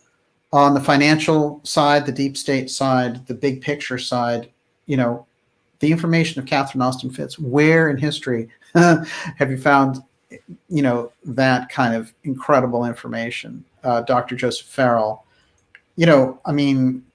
Alexandra Bruce at Forbidden Knowledge TV. There's dynamic, fascinating people available right now. And the only thing we need to do is get behind them and help them continue their efforts. And, I'm always trying to present information so that people can feel good about supporting our efforts here on this show as well. So that's where we're coming from. But yes, we are surrounded by great talent, and we just need to bring it forward, and more will be attracted into the kind of work that we do. More fascinating people will come out and talk to us. Look at the interview with John Warner, which I've linked in this. John Warner IV, whose dad was John Warner, the senator, and whose mother was Catherine Mellon, of the Mellon banking fortune. That's a lot of information that he can give. And it's a lot that he gave out. And he also was warning people about his cousin, Chris Mellon, pulling a false UFO threat with the sketchy Elizondo character. That's valuable. That's the kind of information we want to bring forward in this program. These are the things that you and I can do together to move this subject. And it's much more important than some beach balls attacking a Navy ship that's being cooked up by the CIA so they can get some kind of a threat thing going, either to lock citizens down further or to create a whole new funding corridor for drug running. I don't want any part of it. Those people, if anything, will expose the op because they're coming in so obviously to the UFO field. So if anything, reasonable researchers will expose that and will not participate or cooperate with it. I think it's becoming very obvious who's cooperating and who's not. Well, great question, though. And it is interesting. We are surrounded by all kinds of CIA, intelligence, NSA. They're all different levels of intelligence. And then there's foreign intelligence because, the Chinese are infiltrating so much. They have their own intelligence services. Iran has its own intelligence service. Israel has its own intelligence service. So you don't even know who you're dealing with often. We can't attribute all the problems just to one intelligence group. So, we're surrounded by this whole thing. And the best part of it is they themselves, these groups back off if the conditions aren't right. So if you and I are too aware of a false flag around a UFO alien invasion, for example, if Carol Rosin has come out and given us that information about von Braun and said, well, he told us this is how it would go. And if we broadcast that message and get people to remember that, it makes it uncomfortable for groups that want to do that and pull off those types of ops. Yes. Oh, I don't have another question for you. Oh, good. I thought we were wrapping Are we up. at the rent? Okay, We're well, there. fantastic. How about then you want to do some shout outs? I do. I want to thank everybody.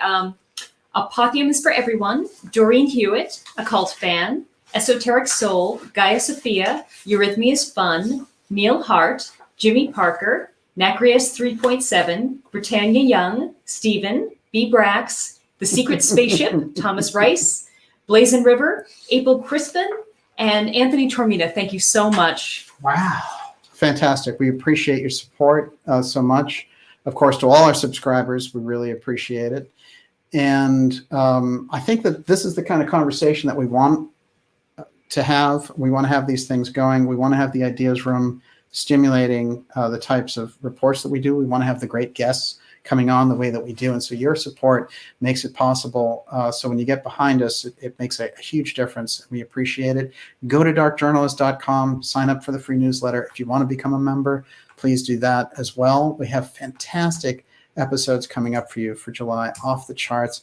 And we will be back, of course, next Friday with some very interesting new material for you as well. And with that, Miss Olivia, what do you got? What are the chances that you're going to turn this into a documentary? Yeah, well, I'll tell you, there's a tremendous amount of material that is opening up, and I get by with a little help from my friends, right? It's those people coming forward and giving me things in relation to this is very helpful as well. So the Cosmos Club, look, I have pieces of it that I'm verifying, but if all my suspicions pan out, we're going to be looking at a real earthquake in all of this material. So, you know me, I don't do a lot of, pumping things up in relation to these subjects. I'm really cautious about the material I get, but I think there's something quite dramatic involved with the history of the Cosmos Club. And like some of those facts that we gave you tonight, we'll be bringing more of those forward for you. So with that, Miss Olivia, thank you. Bravo. Bravo, Miss Olivia. Thank you. Nicely done. I'm going to do some shout outs too, Okay, because great. it's just great to see everybody. I still have a lot of information from this episode I want to get to. I can't even say that one. Wally Tango Foxtrot. I like that. Von Braun. Yes. Well, he's out there. He left us with some kind of a dual legacy. There's no question about it. Les Scott. Harry Honeken. Yes, there we go. Frank Monday. It's great to see you, sir. Najat. Hey, it's great to see you out there. Scarlet Fire. What's next? Are you kidding? Just wait. You won't believe it. We can wait. Please tell us more. Well, Catherine is coming up in July. So. Oh, certainly. Mhm. Catherine, Gigi, incredible, phenomenal lineup. Some big surprises there too. Bethany Green, it's great to see you.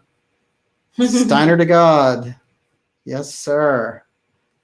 Space Ghost, awesome show. Brenda Fisher, thank you. I really appreciate it. It's great to have you here.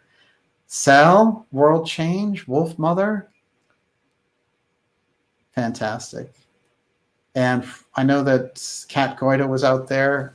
Really appreciate seeing you as well. Kate, if you're watching, it's great to see you.